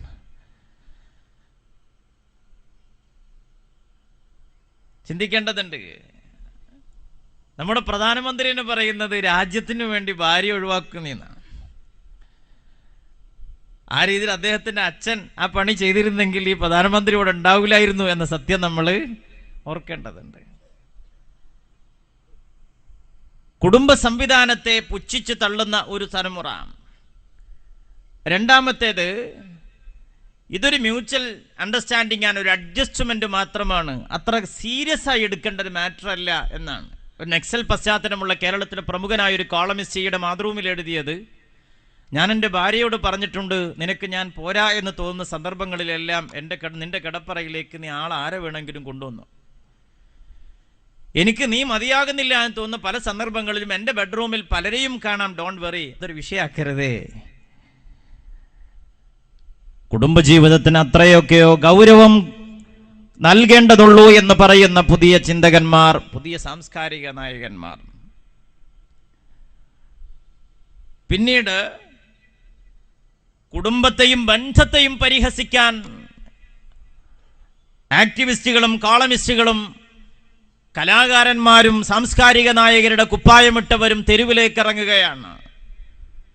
മനുഷ്യബന്ധത്തിന്റെ വൈകാരികമായ പാരസ്പര്യത്തിന്റെ പവിത്രമായ ബന്ധമായ ചുംബനത്തെ പോലും പ്രതിഷേധത്തിന്റെ ആയുധമാക്കുവാനും തെരുവിൽ പരസ്യമായി അന്യ സ്ത്രീ പുരുഷന്മാർ ചുംബിച്ചിട്ടത് പ്രതിഷേധത്തിന്റെ വലിയ മനോഹരമായ സംവിധാനമായി അവതരിപ്പിക്കാനും മാധ്യമലോകം മുന്നോട്ട് വരുമ്പോൾ ലണ്ടനിലും അമേരിക്കയിലുമല്ല, കൊച്ചിയിലെ മറൈൻ ഡ്രൈവിന് സമീപത്ത് കോഴിക്കോട് മാവൂർ റോഡില് ഈ പ്രവണതയുമായി മുന്നോട്ട് പോകുമ്പോൾ സഹോദരങ്ങളെ, ബന്ധങ്ങളുടെ ഏറ്റവും വൈകാരികമായ തലങ്ങളെല്ലാം ചൂഷണത്തിന് വിധേയമാകുമ്പോൾ, മാത്രമല്ല വിവാഹം പോലും ലോകത്തിന്റെ നാനാഭാഗത്തും വ്യത്യസ്ത തലങ്ങളിലും വ്യത്യസ്ത രീതികളിലും നടക്കുകയാണ്. ഇപ്പോൾ ഞാൻ ഡിഗ്രി സെക്കൻഡ് ഇയർ പഠിക്കുന്ന സമയത്ത് സോഷ്യൽ ചേഞ്ചസ് ഇൻ ഇന്ത്യ എന്നൊരു പേപ്പർ ഉണ്ടായിരുന്നു. അതിൽ ഡിഫറെൻറ്റ് ടൈപ്സ് ഓഫ് മാരേജസ്, വ്യത്യസ്ത തലത്തിൽ വ്യത്യസ്ത രീതിയിലുള്ള കല്യാണം, ഇന്ത്യയിലുള്ള വിവിധ തരം കല്യാണങ്ങളെ കുറിച്ച് വായിച്ച് ഞാൻ ഓർക്കുകയാണ്. ഇപ്പം നോർത്ത് ഇന്ത്യയിലൊക്കെയുള്ള, ഉത്തരേന്ത്യയിലുള്ള കുറേ കല്യാണങ്ങളെ കുറിച്ച് വായിച്ചാൽ നമുക്ക് ചിരി വരും. ഇപ്പോൾ ആസാം, ഹരിയാന പോലുള്ള സ്റ്റേറ്റുകളിലൊക്കെ ഇരുവർഗ്ഗക്കാർക്കിടെ ഒരു കല്യാണമുണ്ട്. കെട്ടിക്കാൻ ഉദ്ദേശിക്കുന്ന പെൺകുട്ടിയെ ഒരു മരത്തിൻ്റെ കൊമ്പത്ത് കയറ്റി വെക്കും. എന്നിട്ട് കെട്ടാൻ ഉദ്ദേശിക്കുന്ന ചെക്കന്മാരൊക്കെ ആ മരത്തിൽ കയറിയിട്ട് ആ പെണ്ണിനെ താങ്ങിയെടുത്ത് പോരണം. പെട്ടെന്ന് പോരാൻ പറ്റില്ല, കാരണം ഈ പെണ്ണിൻ്റെ അടുത്ത് കുന്തം പോലത്തെ കൂർത്തൊരു വടി ഉണ്ടാവും. വരുന്ന ചങ്ങായിമാരൊക്കെ നല്ല കുത്തുന്നാണ് പറയുന്നത്. അവർ പറയുന്നത് ജീവിതത്തിന് ട്രെയിനിങ്, ആ പെണ്ണ് കെട്ടിന് കുഴപ്പമില്ല, കുത്തുകൊള്ളാൻ ഒരുക്കിക്കോളി എന്നത്ര അതിൻ്റെ അർത്ഥം. മാത്രമല്ല UP പോലുള്ള, ബീഹാർ പോലുള്ള സ്റ്റേറ്റുകളിലൊക്കെ വേറെ തന്നെയാണ് വിവാഹ മാമാങ്കങ്ങൾ നടക്കും. ആണുങ്ങളുടെ ഒരു ഗാലറി ഉണ്ടാവും, പെണ്ണുങ്ങളുടെ ഒരു ഗാലറി ഇപ്പുറത്തുണ്ടാവും. നടുക്കൊരു പാത്രത്തിൽ തിരി കുങ്കുമം വെക്കും. കെട്ടാൻ ഉദ്ദേശിക്കുന്ന ചെക്കൻ തൻ്റെ ചൂണ്ടുവരൽ ആ കുങ്കുമ പാത്രത്തിലൊന്ന് താഴ്ത്തിയിട്ട് താൻ ഉദ്ദേശിക്കുന്ന കുഞ്ഞിൻ്റെ പെണ്ണിൻ്റെ നെറ്റിയിൽ പൊട്ടു ചാർത്തിയാൽ അവൾ അവൻ്റെ കൂടെ ഇറങ്ങിപ്പോരണം. അതിൻ്റെ പേര് കീഴടങ്ങൽ വിവാഹം എന്നാണ്. ഇനി ആ പമ്പറന്നുള്ള ഓൻ്റെ ഒപ്പം ഇറങ്ങിപ്പോരുന്നല്ലെങ്കിൽ അതിൻ്റെ പേര് കീഴടക്കൽ വിവാഹം എന്നാണ്. രണ്ടും കോടതി അംഗീകരിച്ച കല്യാണമാണ്. അട്ടപ്പാടിയിലേക്ക് കയറി ആദിവാസികൾക്കിടെ ഒരു തരം കല്യാണം ഉണ്ട്. അവിടെ മൂപ്പൻ എന്ന് പറഞ്ഞാൽ അവിടുത്തെ പഞ്ചായത്ത് പ്രസിഡന്റ് ഓല മയല് കാതി നോക്കുവാണെങ്കിൽ പറയാം, ഓല വലിയ ആള്. ഈ മൂപ്പന്റെ മുമ്പിൽ ചെന്നിട്ട് ഇരിക്കണം ആര്? പ്രതിശുദ്ധ വധൂവരന്മാർ, പുഞ്ഞെണ്ണും പുതിയാപ്പളിയും. ചെന്ന് ഇരുന്ന് കഴിഞ്ഞാൽ മൂപ്പൻ ചില മന്ത്രങ്ങളൊക്കെ ജപിച്ചും ചന്ദനപ്പടിട്ട് ഇരുന്ന് കഴിഞ്ഞിട്ട് ഈ പുതിയണ്ണിൻ്റെയും പുതിയാപ്പണ്ണിൻ്റെയും തലക്ക് പിടിക്കും. മുടിക്ക് പിടിച്ചിട്ട് മൂപ്പൻ രണ്ടാളെയും തല ഒറ്റ കൂട്ടിമുട്ട ഇടും എന്നുണ്ട്. ഒറ്റ മുട്ട മുട്ടിയാൽ മാത്രം പോരെ, രണ്ടാളെ തലയിൽ മുറിയാകണം. എന്നിട്ട് ആ രക്തം ഒലിക്കണം. ആ രക്തം കലർന്നെങ്കിൽ മാത്രമേ ആ വിവാഹം ശരിയാവുള്ളൂ. അല്ലെങ്കിൽ ഈ മുട്ടിൻ്റെ വേദന മാറിയിട്ട് അടുത്ത മുട്ടിൻ്റെ മുഹൂർത്തം നിശ്ചയിച്ചു പോകണം. പെണ്ണിട്ടതിനകത്ത് എളുപ്പമുള്ള പണിയല്ല. നോക്ക് നിങ്ങൾ, പശ്ചിമ ആഫ്രിക്കയിലേക്ക് ചെന്നാൽ അവിഹിത മാർഗത്തിൽ എങ്ങനെയെങ്കിലും ഗർഭം ധരിച്ച സ്ത്രീകളെയാണ് അവിടെ വിവാഹത്തിൽ കൂടുതൽ പരിഗണിക്കപ്പെടുന്നത്. അവിടെ സ്ത്രീ വന്ധ്യത കൂടുതലുള്ള സ്ഥലമാണ്. ആദ്യം കഴിവ് തെളിയിക്കണം, എന്നാൽ കെട്ടിക്കൊണ്ടുപോകും. നോക്കൂ നിങ്ങൾ, പശ്ചിമ ജർമ്മനിയിൽ ചെന്നാൽ നമുക്ക് വേറെ രീതി കാണാൻ പറ്റും. അവിടെ ഒരാൾ ഒരു വീട്ടിലേക്ക് വിരുന്ന് വന്നാൽ അവന് ബിരിയാണി വെച്ച് വിളമ്പി കൊടുത്താൽ പോരാ, അവൻ്റെ കൂടെ കടക്കാൻ ഭാര്യയെ വിട്ടുകൊടുക്കണം. അത് അതിഥി സൽക്കാരത്തിൻ്റെ ഭാഗമാണ്.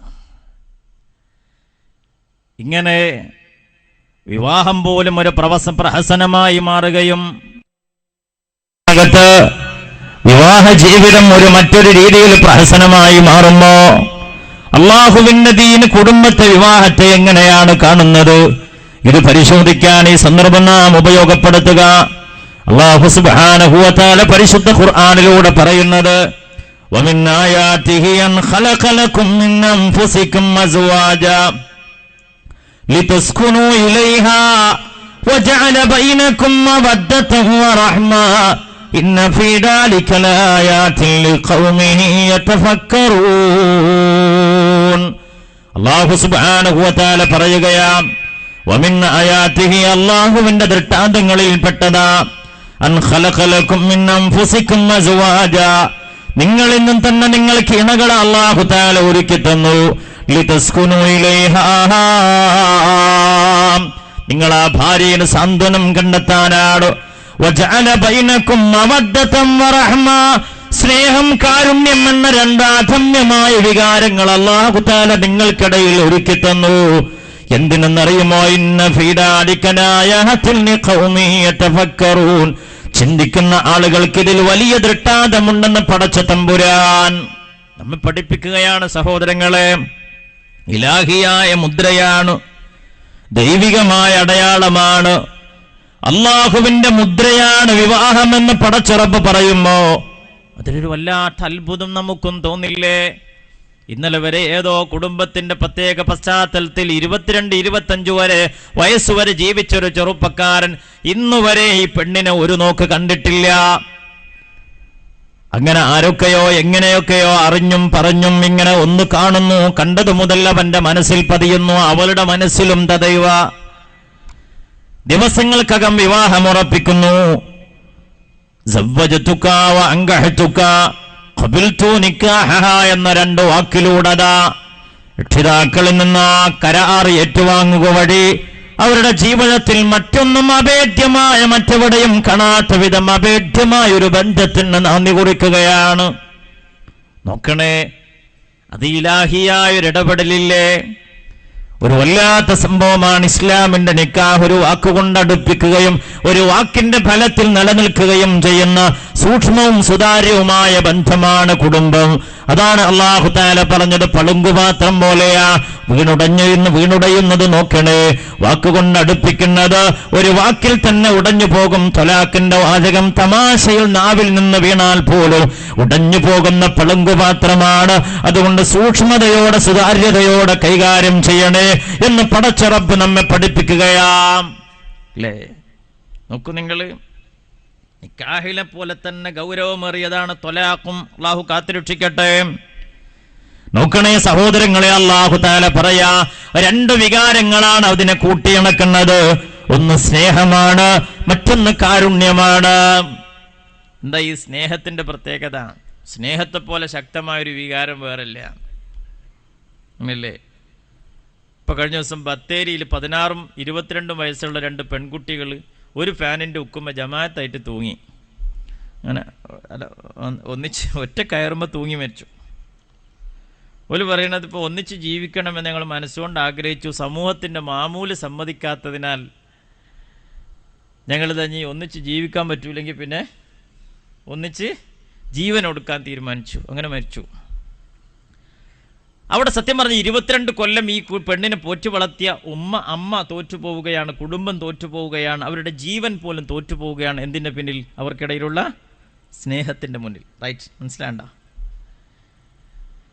18 വയസ്സുവരെ പൊന്നുപോലെ നോക്കി ഉമ്മാനോട് സലാം പറഞ്ഞിറങ്ങിപ്പോയ പെൺകുട്ടി കോളേജിൻ്റെ വരാന്തയിൽ വെച്ചുകൊണ്ട് ചെക്കനോട് പരിചയപ്പെടുക. അങ്ങനെ ഒരാഴ്ച നീണ്ടുന്ന പ്രണയത്തിനൊടുവിൽ ഒരു എഴുത്തെഴുതി വെച്ച്, ഉമ്മാക്കുമ്മ ഞാനിതാ പോവാണ്, വിധി ഉണ്ടെങ്കിൽ നമുക്ക് മത്സരിന്ന് കാണാം. ഈ 18 കൊല്ലം പോറ്റി വളർത്തിയ നൊന്തു പ്രസവിച്ച ഉമ്മയെയും കുടുംബത്തെയും എല്ലാം ഒരു നിമിഷ നേരത്തെ പഞ്ചാര പുഞ്ചിരിയിൽ എല്ലാം മറന്നു പോകുന്ന പുതിയ തലമുറ നമ്മുടെ മുമ്പിൽ ജീവിക്കുമ്പോൾ സ്നേഹം ജയിക്കുന്നു, കുടുംബം തോൽക്കുന്നു. സ്നേഹം ജയിക്കുന്നു, ജീവൻ തോൽക്കുന്നു.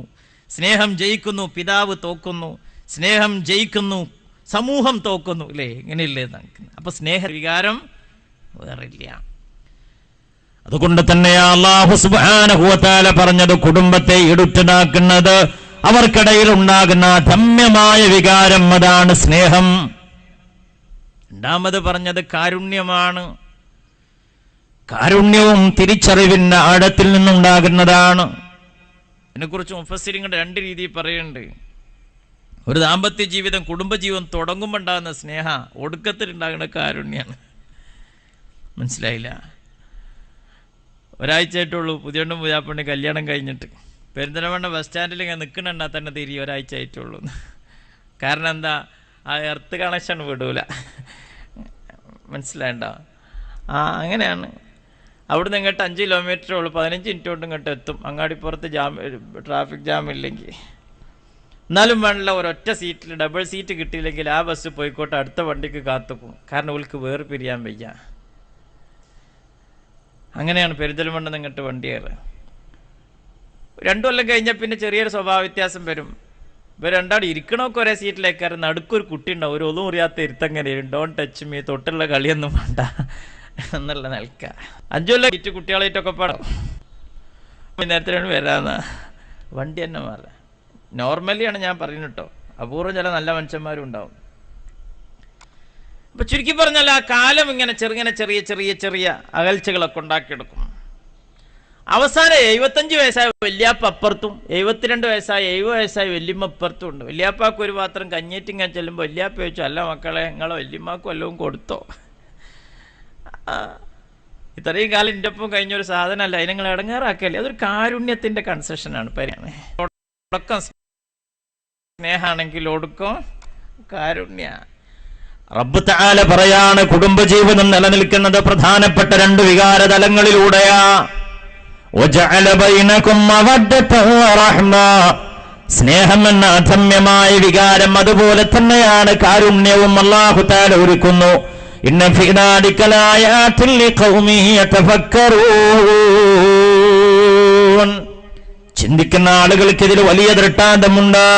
എന്റെ പ്രിയപ്പെട്ടവരെ, കുടുംബം എന്ന സംവിധാനം അല്ലാഹു സുബ്ഹാനഹു വ തആല ആദിമ മനുഷ്യൻ ആദം അലൈഹിസ്സലാത്തു വസ്സലാമിനെ കളിമണ്ണിൽ നിന്ന് പടക്കുകയാണ്. അല്ലാഹുവിന്റെ അനുഗ്രഹീതമായ റൂഹ് ആ മണ്ണിലേക്ക് ഇട്ടേച്ചു കൊടുക്കുമ്പോ, ലോകത്ത് മലായികത്തിന്റെ മുമ്പിൽ നിൽക്കുന്ന മനുഷ്യരെ അല്ലാഹു തആല പടക്കുമ്പോ, സ്വർഗത്തിൽ ആദം അലൈഹിസ്സലാം ഒറ്റക്ക് കഴിയുമ്പോ മനസ്സിലൊരു ഇണക്കുള്ള മോഹമുദിക്കുകയാണ്.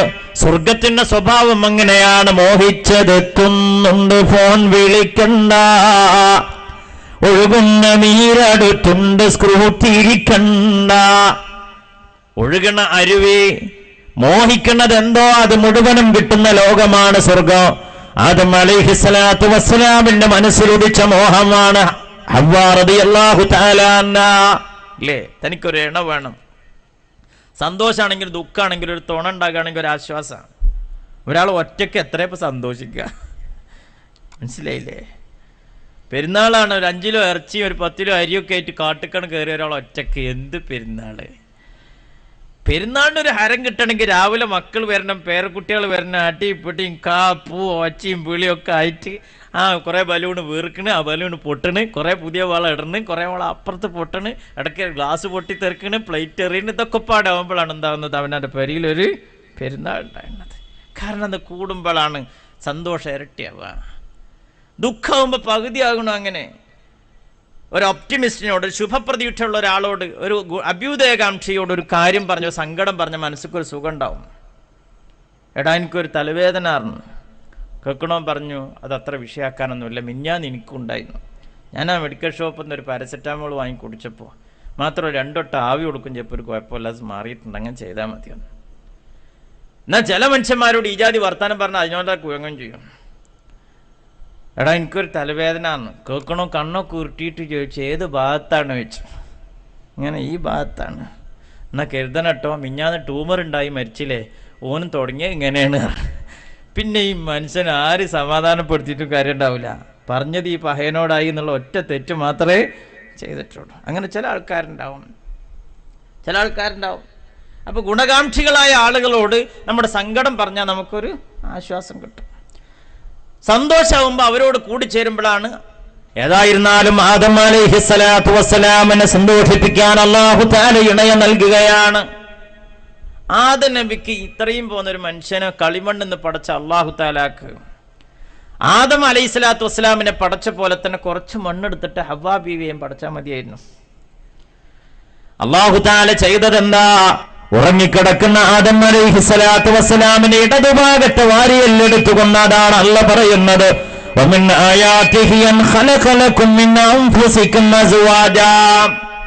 നിങ്ങളിൽ നിങ്ങളുടെ ഇണകളെ ഒടുക്കി അല്ലാഹു ഇടതുഭാഗത്തെ വാരിയിൽ ഒരുക്കി. ഇമാം റാസി തങ്ങൾ തഫ്സീറുൽ കബീറിൽ പറയുന്നുണ്ട്, എന്ത് പടച്ചമ്പുരാന് വാരിയല്ലേ ഊരിയത്, എത്ര ഇടങ്ങേറാണ്. അത് 2 കാര്യമുണ്ട്. ഒന്ന്, തനിക്ക് ഇണയായി വരുന്ന തന്റെ ജീവിത പങ്കാളിയായ ഹവ്വാ റളിയല്ലാഹു തആല അൻഹ എനിക്കൊട്ടും അന്യമല്ല, എന്റെ ശരീരത്തിന്റെ ഭാഗമാണ് എന്റെ ഇണ. ഞാൻ എന്നോട് കാണിക്കുന്ന സ്നേഹവും പരിഗണനയും എന്റെ ഇണയായ ഹവ്വാ റളിയല്ലാഹു തആല അൻഹയോട് കാണിക്കാൻ ഞാൻ കടപ്പെട്ടവനാണെന്ന ബോധം നൽകണം ആദം അലൈഹിസ്സലാത്തു വസ്സലാമിന്. 2, നമുക്കറിയാം സഹോദരങ്ങളെ, ഈ ബന്ധം ഹൃദയപൂർണമാ, ഹൃദ്യമാണ്. അത് ഹൃദയത്തോട് ചേർന്ന് നിൽക്കുന്ന എല്ലിൽ നിന്നാ അല്ലാഹു തആല നമ്മുടെ ഇണയെ പടക്കുന്നത്. അതുകൊണ്ട് തന്നെയാണ് സഹോദരങ്ങളെ, സ്നേഹവും കാരുണ്യവുമാണ് ഈ ബന്ധത്തെ ഈടുറ്റമാക്കുന്നത്, നിലനിർത്തുന്നത്. അതിന് കോട്ടം തട്ടിയാൽ കുടുംബം കോഞ്ഞാട്ടാകും. അല്ലാഹു തആല കാത്തുരക്ഷിക്കട്ടെ. സ്നേഹവും കാരുണ്യവും പോയാൽ പിന്നെ അങ്ങനെയാണ്. നന്നായ ഇത്ര നല്ല സാധനമല്ലേ, ഇടങ്ങേറായി ഇതിലേറെ വലിയ ഇതിലേറെ. അതല്ലേ ഹബീബായ തങ്ങൾ പറഞ്ഞ മിൻ സആദത്തി ഇബ്നി ആദം സലാത്ത്. ഒരു മനുഷ്യന്റെ ജീവിത വിജയത്തിന് നിദാനമാകുന്ന ഭൗതിക കാര്യങ്ങൾ 3. ഒന്ന്, അൽ മർഅത്തു സാലിഹ, സൽവൃദ്ധയായ ജീവിത പങ്കാളിയാ. വൽ മസ്കനുൽ വാസിയ, താമസയോഗ്യമായ ഭവനമാ. വൽ മർകബു സാലിഹ, സഞ്ചാരയോഗ്യമായ വാഹനമാ. എന്നാൽ ഒരു മനുഷ്യന്റെ ജീവിതം ദുസ്സഹമായി തീർന്നാൽ ഇത് 3ഉം തുമ്പില്ലാതെ ആവണ്ട, ഏതെങ്കിലും ഒന്നിന് തകരാറ് പറ്റിയാൽ മതി. അൽ മർഅത്തു സൂ, ദുർനടപ്പുകാരിയായ ജീവിത പങ്കാളി, ദുസ്വഭാവിയായ ഭർത്താവ്, ഏതാണെങ്കിലും കുഴങ്ങി. താമസയോഗ്യമല്ലാത്ത വീട്, സഞ്ചാരയോഗ്യമല്ലാത്ത വാഹനം, ഇത് 3ഉം മനുഷ്യന് പ്രയാസമുണ്ടാക്കും. ഇപ്പൊ പൈസ കുറച്ചേരം ഉടക്കി ആൾക്കാർ എന്നെ പിരാവൂലേ കുറച്ച് കേട്ടോ. ഞാൻ പറയാം ഇൻഷാ അല്ലാഹ്. അല്ലേ, നിങ്ങൾക്ക് നേരം പോക്കുണ്ടോ? ഇൻഷാ അല്ലാഹ് വിഷയം കുറച്ച് പറയാം. അല്ലാഹു തആല തൗഫീഖ് ചെയ്യട്ടെ. ഞാൻ പറയാം വിഷയത്തൊക്കെ. ഒരു മനുഷ്യൻ വിജയിക്കാൻ നിദാനമായി തീർന്ന 3 കാര്യം. നല്ല ജീവിത പങ്കാളി വളരെ പ്രധാനമാണ്. ഇനി ബാക്കി എന്തുണ്ടായിട്ടും കാര്യമില്ല, ഇത് മുമ്പില്ലാതായാൽ. 1.5 കോടി ഉറുപ്പ്യൻ്റെ പെരയാറ്റിക്കണ്, 50,000 ഉറുപ്പ്യൻ്റെ കട്ടിലും വാങ്ങിക്കണ്, 25,000 ഉറുപ്പ്യൻ്റെ ബെഡും ഉണ്ട്. പക്ഷെ അയക്ക് കിട്ടിയത് ഒരു ഭദ്രകാളിനെയാണ്. വല്ല കാര്യമുണ്ടോ? അല്ല, 50,000ൻ്റെ കട്ടിൽ വേണമെങ്കിൽ നമുക്ക് വാങ്ങാം, 25,000ൻ്റെ ബെഡും വാങ്ങാം. പക്ഷെ 5 ഉറുപ്പ്യക്ക് ഉറക്കും കൂടി തരാൻ പറഞ്ഞാൽ കിട്ടൂല. അതിന് നല്ല മനസ്സമാധാനം തന്നെ. മനസ്സിലാണ്ടോ? ഉണ്ടോ? ഇതൊക്കെ ബാക്കിയൊക്കെ നമുക്ക് സംഘടിപ്പിച്ച് നോക്കാം, നാട്ടുകാർ കൂടി ഉണ്ടാക്കി കൊടുക്കാം. മനസ്സമാധാനം സ്വസ്ഥമായിട്ടുണ്ട്. അല്ലാഹ് നമുക്ക് തൗഫീഖ് നൽകട്ടെ. ഞാൻ പറഞ്ഞത് അതിൽ ഏറ്റവും മർമ്മപ്രധാനമായ ജീവിതത്തിന്റെ ഏറ്റവും മർമ്മപ്രധാനമായത് അനുയോജ്യമായ ദീനിയായി ജീവിത പങ്കാളി ലഭിക്കുന്ന റബ്ബ് താര നമുക്ക് തൗഫീഖ് നൽകി അനുഗ്രഹിക്കട്ടെ. ഇതെങ്ങനെ കിട്ടും? മഹാനായ റസൂൽ കരീം സല്ലല്ലാഹു അലൈഹി വസല്ലം തങ്ങൾ സ്വാഭാവികമായും സാമൂഹിക ക്രമം അനുസരിച്ചുകൊണ്ട് ദാമ്പത്യ ജീവിതത്തെക്കുറിച്ചുള്ള ആലോചനയെക്കുറിച്ച് പറഞ്ഞു. നാല് മാനദണ്ഡങ്ങൾ പരിഗണിച്ചുകൊണ്ട് ഒരു പെണ്ണിനെ വിവാഹത്തിലേക്ക് പരിഗണിക്കപ്പെടാം. ഒന്നാമത്തെ ഹബീബായ തങ്ങൾ പറഞ്ഞു, അവരുടെ സാമ്പത്തിക നിലവാരം പരിശോധിക്കാം, അവരുടെ സൗന്ദര്യം പരിശോധിക്കാം, അവരുടെ തറവാടിത്വത്തിന്റെ കുലജാപത നോക്കാം. നാലാമത് ഹബീബായ തങ്ങൾ അണ്ടർലൈൻ ചെയ്തുകൊണ്ട് അടിവരയിട്ടുകൊണ്ട് പറഞ്ഞു, അവരുടെ മതനിട്ടയും പരിഗണിക്കാം. എന്നിട്ട് ഒരു അഡീഷണലായ അനുബന്ധം കൂടി ചേർത്തു, മുഹമ്മദ് റസൂലുള്ളാഹി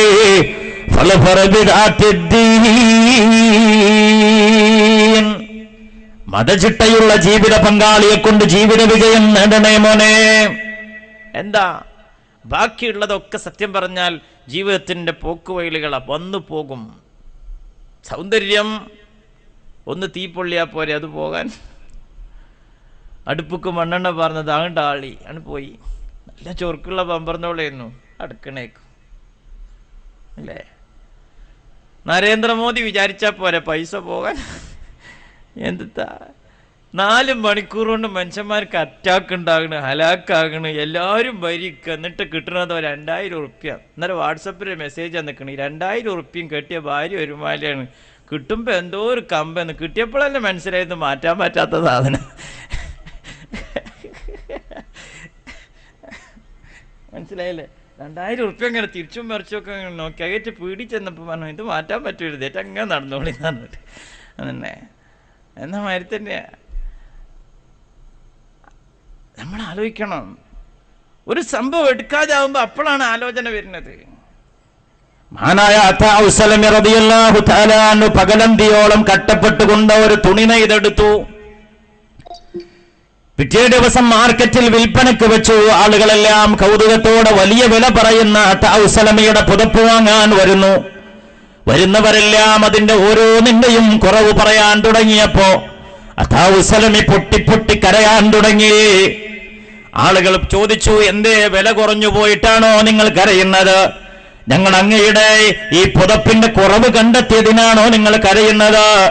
തൗസലമി റളിയല്ലാഹു തആല പറയുകയാണ്, അല്ല മക്കളെ, അല്ല, ഞാൻ ഒരുപാട് നാളം നിരന്തരമായി ശ്രദ്ധിച്ച് സൂക്ഷിച്ച് രാപ്പകലില്ലാതെ ശ്രദ്ധിച്ച് നെയ്തെടുത്തന്റെ പുതപ്പിന് ഒറ്റ നോട്ടത്തിൽ ദുർബലരായ മനുഷ്യന്റെ കണ്ണിൽ ഇത്രമേൽ കുറവ് കണ്ടെത്തിയെങ്കിൽ ഇത്രയൊന്നും ശ്രദ്ധിക്കാതെ സൂക്ഷിക്കാതെ ഞാൻ ചെയ്തു തീർക്കുന്ന അമലുമായി നാളെ റബ്ബിന്റെ കോടതിയിലേക്ക് ചെല്ലുമ്പോ അള്ളാഹു എന്നോട് പറയുകയാണ്, നിന്റെ അമല് പോരാ, നിന്റെ നിസ്കാരത്തിന്റെ വേണ്ട പോലെ ഇവിടെ വിലയില്ല എന്ന് റബ്ബ് പറഞ്ഞാൽ എവിടെയും മാറ്റിയെടുക്കാനില്ല.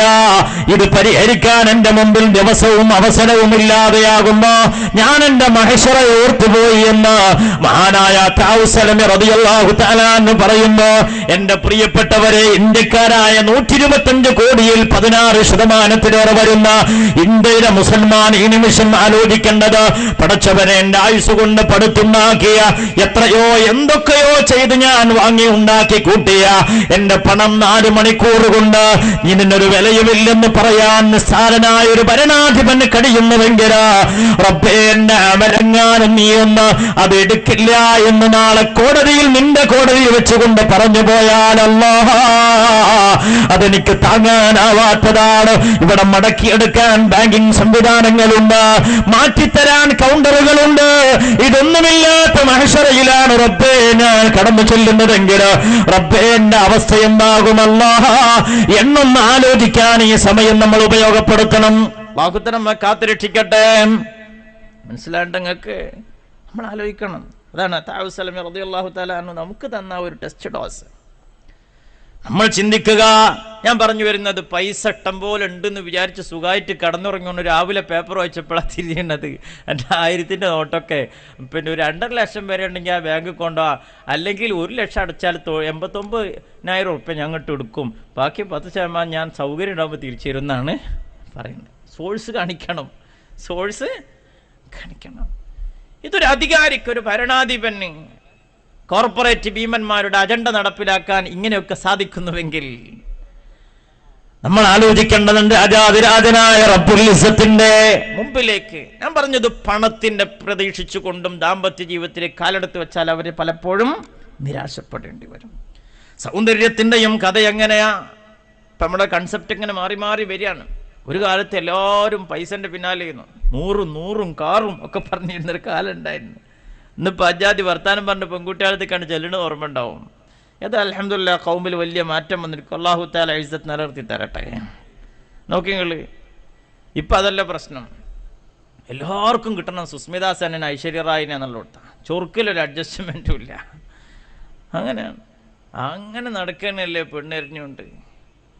ഇപ്പം അമ്മയോടൊക്കെ കുറച്ച് മുമ്പ് 2 കൊല്ലമായിട്ട് ഗൾഫിൽ നിന്ന് വന്നിട്ട് അന്ന് മോട്ടോർ സൈക്കിളിൽ കയറിയാ തിരഞ്ഞങ്ങനെ നടക്കുക, ശരിയായിട്ടില്ല. ഒരു ദിവസം ഞാൻ അസറസ്കരിച്ച അത്തപ്പള്ളിക്ക് നോക്കുമ്പോൾ പണ്ട് ഇങ്ങനെ മലിനടക്കണം. അപ്പം ഞാൻ അവനെ തോണ്ടിയിട്ട് ചോദിച്ചു, അല്ല മനെ എന്തായി ചോദിച്ചു. ഓ ഇങ്ങനെ കൈ മാറ്റിയിട്ട് പറഞ്ഞു, എന്താകാൻ ഉസ്താദേ, ശരിയായിട്ടില്ലായിരുന്നു. എനിക്ക് തന്നെ ഒരു ഇടങ്ങേറ് തോന്നി. അപ്പം അവനോട് പറഞ്ഞു, ശരിയായിട്ടില്ലായിരുന്നു, ഈ അവത്തപ്പള്ളിയിൽ നിന്ന് മലിനിടുന്നാൽ മതി, എവിടെയെങ്കിലുമൊക്കെ ഒന്ന് പോയി നോക്കണ്ടേ. അപ്പോൾ അവൻ ആ കടക്കനോട് നീച്ചിട്ട് പറഞ്ഞു, ഉസ്താദ് ആജാട്ടി ഭർത്താൻ എന്നോട് പറയരുത്. ഞാൻ എന്തേ ചോദിച്ചു. ഞാൻ 108ാമത്തെ പെണ്ണിനെ കണ്ടിട്ടാ ഇവിടെ ഒന്ന് കിടക്കണത് പറഞ്ഞു. ഇത് കേട്ടപ്പോൾ അവൻ്റെ ഊരൊക്കെ ഒരു ചവിട്ട് കൊടുക്കാനാണ് എനിക്ക് തോന്നി. നിങ്ങൾ ആലോചിച്ച് നോക്കി, 108 പെൺകുട്ടികളൊക്കെ ഒന്ന് യാതൊരു ഉളുപ്പില്ലാതെ വെള്ളം വാങ്ങി കുടിച്ചിരിക്കണം. അപ്പം ഞാൻ അവനോട് ചോദിച്ചു, അല്ല ഇന്ന് കണ്ടീന് എന്താ കുഴപ്പമെന്ന് വെച്ചു. അപ്പം പറഞ്ഞു, അത് ഉസ്താദ് ഒന്നുമില്ലായിരുന്നു, എന്നാലും എന്തോ ഉണ്ടല്ലോ. അപ്പം അത് ഉസ്താദ് മഗ്‌രിബായിക്കണ് പറഞ്ഞു. എനിക്ക് മനസ്സിലായില്ല, എങ്ങനെ സുബ്ഹാനല്ലാഹ് ഈ പെൺകുട്ടി മഗ്‌രിബാകണ്. അപ്പം ഞാൻ ചോദിച്ചു, എങ്ങനെയാണ് മനേത്? അതിങ്ങനെ ഈ ബ്രോക്കർമാർക്കിടയിലുള്ളൊരു കോഡ് ഭാഷയാണ്. എന്താ ചോദിച്ചു, നല്ല വെളുത്ത കുട്ടിയാണെങ്കിൽ ലുഹുറ എന്നാ തരം പറയാം, കുറച്ച് നിറം കമ്മിയാണെങ്കിൽ അസർ എന്നാ പറയാം, മഗ്‌രിബാണെങ്കിൽ കുറച്ച് നല്ലോണം കമ്മിയാണ്, ഈശയാണെങ്കിൽ ഒട്ടും എടുക്കാനുമില്ല. ഇതാണ് തരം അതിൻ്റെ ഒരു സംഭവം ഉള്ളത്. അപ്പം ഞാൻ ഇതിങ്ങനെ പറയുമ്പോൾ ഞാൻ ഓൻ്റെ മോന്തമൊക്കെ ഇങ്ങനെ നോക്കി, സുബ്ഹാനല്ലാഹ് ഓൻ തഹജ്ജുദും കഴിഞ്ഞിക്കണ്. അങ്ങനല്ല, ടോർച്ച് അടിച്ചാൽ കാണൂല ഓനെ, എന്നിട്ടും വേണം ഓനും കിട്ടണം ലുഹുർ പറഞ്ഞിട്ടാണ് നടക്കണത്. ഇതാണ് ഇപ്പോഴുള്ള സ്ഥിതി. ഇതിങ്ങനെ പറയുമ്പോൾ കുഞ്ഞുണ്ണി മാഷ് ഒരു കവിത ഓർമ്മ വന്നു. കുഞ്ഞുണ്ണി മാഷ് പറഞ്ഞു, പെണ്ണ് കാണാൻ പോകുമ്പോൾ കണ്ണ് മാത്രം പോരാ, കണ്ണാടിയും കൂടെ കൊണ്ടുപോകണേ. മനസ്സിലായില്ല?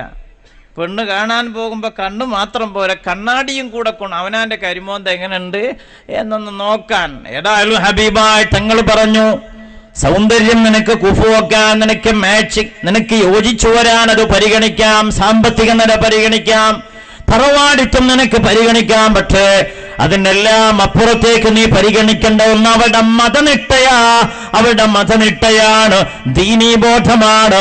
ദീനിയായ അന്തരീക്ഷത്തിൽ അവൾ ജീവിക്കുന്നുണ്ട്. അവരുടെ കുടുംബാന്തരീക്ഷം എന്താ?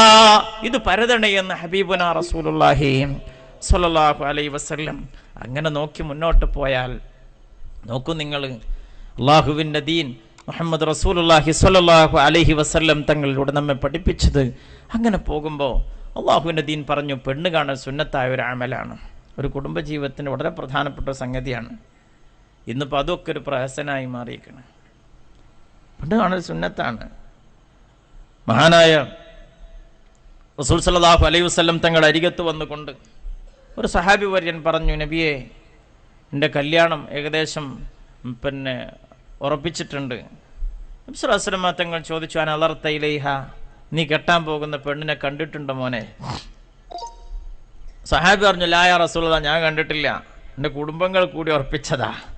മറ്റേ കുടുംബം അങ്ങനെ പണ്ടത്തെ രീതി അങ്ങനെയൊക്കെ ആയിരുന്നു. ഹബീബായ റസൂലുള്ളാഹി സ്വല്ലല്ലാഹു അലൈഹി വസല്ലം തങ്ങൾ പറഞ്ഞു, എന്നാൽ പറ്റില്ല. ഫൻദുറു ഇലൈഹാ, നീ കെട്ടാൻ പോകുന്ന പെണ്ണിന് നീ ഒരു നോക്ക് കാണണം, അവൾ നിന്നെയും കാണണം. എന്നാൽ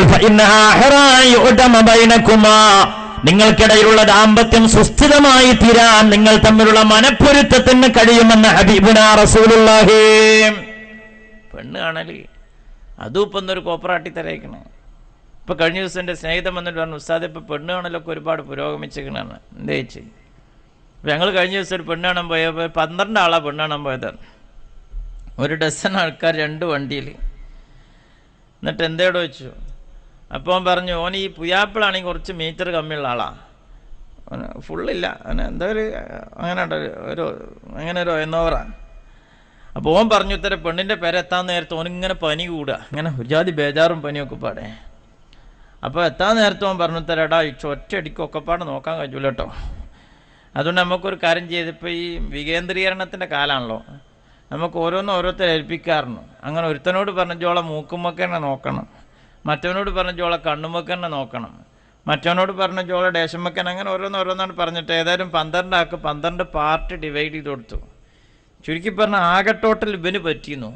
പെണ്ണുണ്ട് കഴിഞ്ഞിട്ട് ഇപ്പം എൻ്റെ കൂട്ടുകാരോട് ചോദിച്ചു, അല്ലടാ എന്നെ ഏൽപ്പിച്ച മൂക്ക് എങ്ങനെയുണ്ട്, എൻ്റെ മൂക്കിനനുസരിച്ച് ശരിയായിട്ടില്ല. അങ്ങനെ ഓരോന്ന് പറഞ്ഞപ്പോൾ ഗ്രൂപ്പ് ഡിസ്കഷൻ്റെ റിസൾട്ട് വന്നത് ഇത് ശരിയാവില്ല എന്നുള്ള ആൾക്കാണ്. ചുരുക്കി പറഞ്ഞാൽ ഇതും ഒക്കെ ഒരു തരം പ്രഹസനായിട്ട്, അതും തന്നെ ഈ ആണുങ്ങൾ പുയാപ്പിളൊന്ന് കണ്ടുപോയ കുടുംബത്തിന് വരെ പിന്നെ പെണ്ണുങ്ങളൊരു പട വരെ പടച്ചമ്പുരാനെ ആജാതി ഒരു മെഡിക്കലിനും കൂടി ആജാതി ടെസ്റ്റ് നടത്തൂല. ആ രീതിയിലുള്ള പരിപാടികളൊക്കെയാണ് ഇപ്പം ഇന്ന് നടന്നുകൊണ്ടിരിക്കുന്നത്. അത്രത്തോളൊന്നും ഗൗരവം ആവേണ്ടതില്ല എന്ന് അള്ളാഹുവിൻ്റെ ദീൻ പഠിപ്പിക്കാൻ നമ്മളെ. ഏതെങ്കിലും ആവട്ടെ, പരസ്പരം ഒരു മനപ്പൊരുത്തം വളരെ പ്രധാനമാണ്. അങ്ങനെ പോകുമ്പോ അവിടെ രൂപപ്പെടുന്ന വിവാഹം അല്ലാഹുവിന്റെ ഹബീബിന്റെ ചര്യ, നിക്കാഹ് സുന്നത്തി ഫമൻ റഗിബാൻ സുന്നത്തി ഫഖദ് റഗിബാൻ ഹബീബുനാ റസൂലുള്ളാഹി. നബി പഠിപ്പിക്കുകയാണ് വിവാഹം എൻ്റെ ചര്യയാണ്. അതിനോടൊരാൾ വിമുഖത കാണിച്ചാൽ അവൻ എന്നോടാണ് വിമ്മിട്ടം കാണിക്കുന്നത് നബിയുനാ റസൂലുള്ളാഹി. മാത്രമല്ല വിവാഹം അവന്റെ ജീവിതത്തിന് അർത്ഥം നൽകുന്നു എന്ന് മാത്രമല്ല, അവന്റെ ധാർമ്മികതയ്ക്ക് പരിരക്ഷ നൽകും. ഹബീബായ തങ്ങൾ പറഞ്ഞു, യാ ശബാബ ചെറുപ്പക്കാരെ, മഹ്ശറ ശബാബ് മൻ ഇസ്തതാ മിൻകുമുൽ ബാഅ ഫല്യതസവ്വജ്, നിങ്ങൾക്ക് ആർക്കെങ്കിലും മഹർ നൽകി ഒരു പെണ്ണിനെ പോറ്റാനുള്ള ശേഷിയുണ്ടായാൽ അവൻ വിവാഹം കഴിച്ചുകൊള്ളട്ടെ. എന്നിട്ട് ഹബീബായ തങ്ങൾ പറയാ, അതവന് കണ്ണിന് അധാർമികതയിൽ നിന്ന് സംരക്ഷണമേകും, അവന്റെ ലൈംഗികതയ്ക്ക് വിശുദ്ധി നൽകുമെന്ന് നബിയുനാ റസൂലുള്ളാഹി. രണ്ടു കാര്യമാണ്. ഒന്ന്, മനുഷ്യനെ പഴപ്പിക്കുന്നതിന്റെ തുടക്കക്കാരൻ കണ്ണാണ്.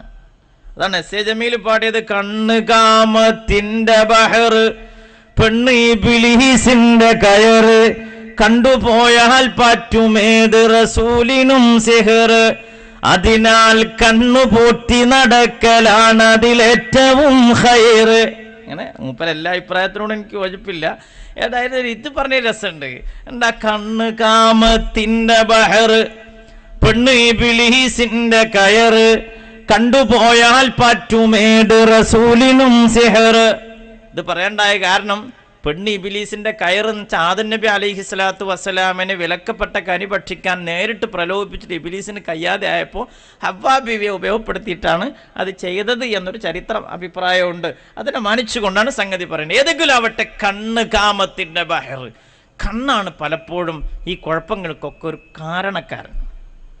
തുടക്കം അങ്ങനെ, അതിന്റെ മൂർത്തി മൽഭാവം അങ്ങേയറ്റത്തേക്ക് എത്തുന്നത് ലൈംഗിക വീഴ്ചയാണെങ്കിൽ ഇത് രണ്ടിനും വിശുദ്ധി നൽകുകയാണ്. തുടക്കവും ഒടുക്കവും നന്നാക്കിയെടുക്കാൻ നിന്റെ മുമ്പിലുള്ള മാർഗമാണ് നീ വിവാഹം കഴിക്കണേ. നിന്റെ ധാർമ്മികതയുടെ 2/3 ഭാഗം സുരക്ഷിതമാ. ബാക്കിയുള്ള 1/3 ശ്രദ്ധിക്കട്ടെ എന്ന് നബിയുനാ റസൂലുള്ളാഹി സ്വല്ലല്ലാഹു അലൈഹി വസല്ലം നമ്മെ പഠിപ്പിക്കുകയാണ്. അതുകൊണ്ട് വിവാഹം നമ്മുടെ ജീവിതത്തിന് അർത്ഥം നൽകും. വിവാഹം നമുക്ക് ജീവിതത്തിന് ധാർമ്മികമായ തീരം നൽകും. വിവാഹം നമ്മുടെ കണ്ണിനെ നിയന്ത്രിക്കും, ലൈംഗികതയ്ക്ക് വിശുദ്ധി നൽകുമെന്ന് ഹബീബുനാ റസൂലുള്ളാഹി സ്വല്ലല്ലാഹു അലൈഹി വസല്ലം. അങ്ങനെ ദാമ്പത്യ ജീവിതത്തിലേക്ക് കാലെടുത്ത് വെക്കുമ്പോൾ അതിൻ്റെ ഇടക്ക് ബക്കറ്റ് വെച്ച പ്രവർത്തകർ വരുന്നുണ്ട് നിങ്ങളുടെ അടുത്തേക്ക്. അപ്പോൾ ആ 10 നോട്ട് തന്നെ തരേണ്ട. ഇനിയിപ്പോൾ നോട്ട് പഴയതാണെങ്കിലും ഇട്ടോട്ടല്ലേ, 500 ഇട്ടിട്ട് 490 എടുക്കാൻ നിൽക്കരുത്. കാരണം കേട്ടോ, അപ്പം അതുകൊണ്ട് 500 ഇടുന്നവർ ഇടുക. പിന്നെ 10 നോട്ട് തന്നെ ഇടങ്ങാറായി തരികയും വേണ്ട. അതായത് ഈ പരിപാടിൻ്റെ ചിലവ് നമുക്ക് ബക്കറ്റ് പിരിവുകൊണ്ട് കളക്ട് ചെയ്യാൻ സാധിക്കണം. അള്ളാഹു തൗഫീഖ് ചെയ്യട്ടെ. സഹോദരിമാരൊക്കെ എന്തെങ്കിലുമൊക്കെ സ്വർണ്ണാഭരണം സാധിക്കുന്നവർ കമ്മിറ്റി ഏൽപ്പിക്കുക. ഇൻഷാ അല്ലാഹ് അവസാനത്തെ നമുക്ക് പ്രത്യേകം ദുആ നടത്തുന്നു. അള്ളാഹു നമ്മുടെ മജ്‌ലിസിനെ ഖബൂൽ ചെയ്യട്ടെ. അള്ളാഹു നമ്മുടെ സംരംഭത്തെ വിജയിപ്പിച്ചിരട്ടെ. ബിസ്മില്ലാഹിർ റഹ്മാനിർ റഹീം.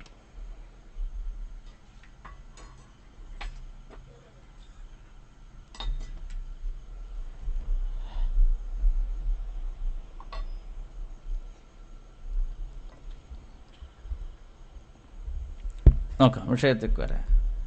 അങ്ങനെ വൈവാഹിക ജീവിതത്തിലേക്ക് കാലെടുത്ത് വെക്കുമ്പോൾ കുടുംബത്തിൻ്റെ അസ്ഥിവാരമിടുകയും തുടക്കം കുറിക്കപ്പെടുകയാണ്. അവിടെ ഹബീബായ തങ്ങൾ പറഞ്ഞു, വിശുദ്ധ ഖുർആന്റെ കാഴ്ചപ്പാടാണ്,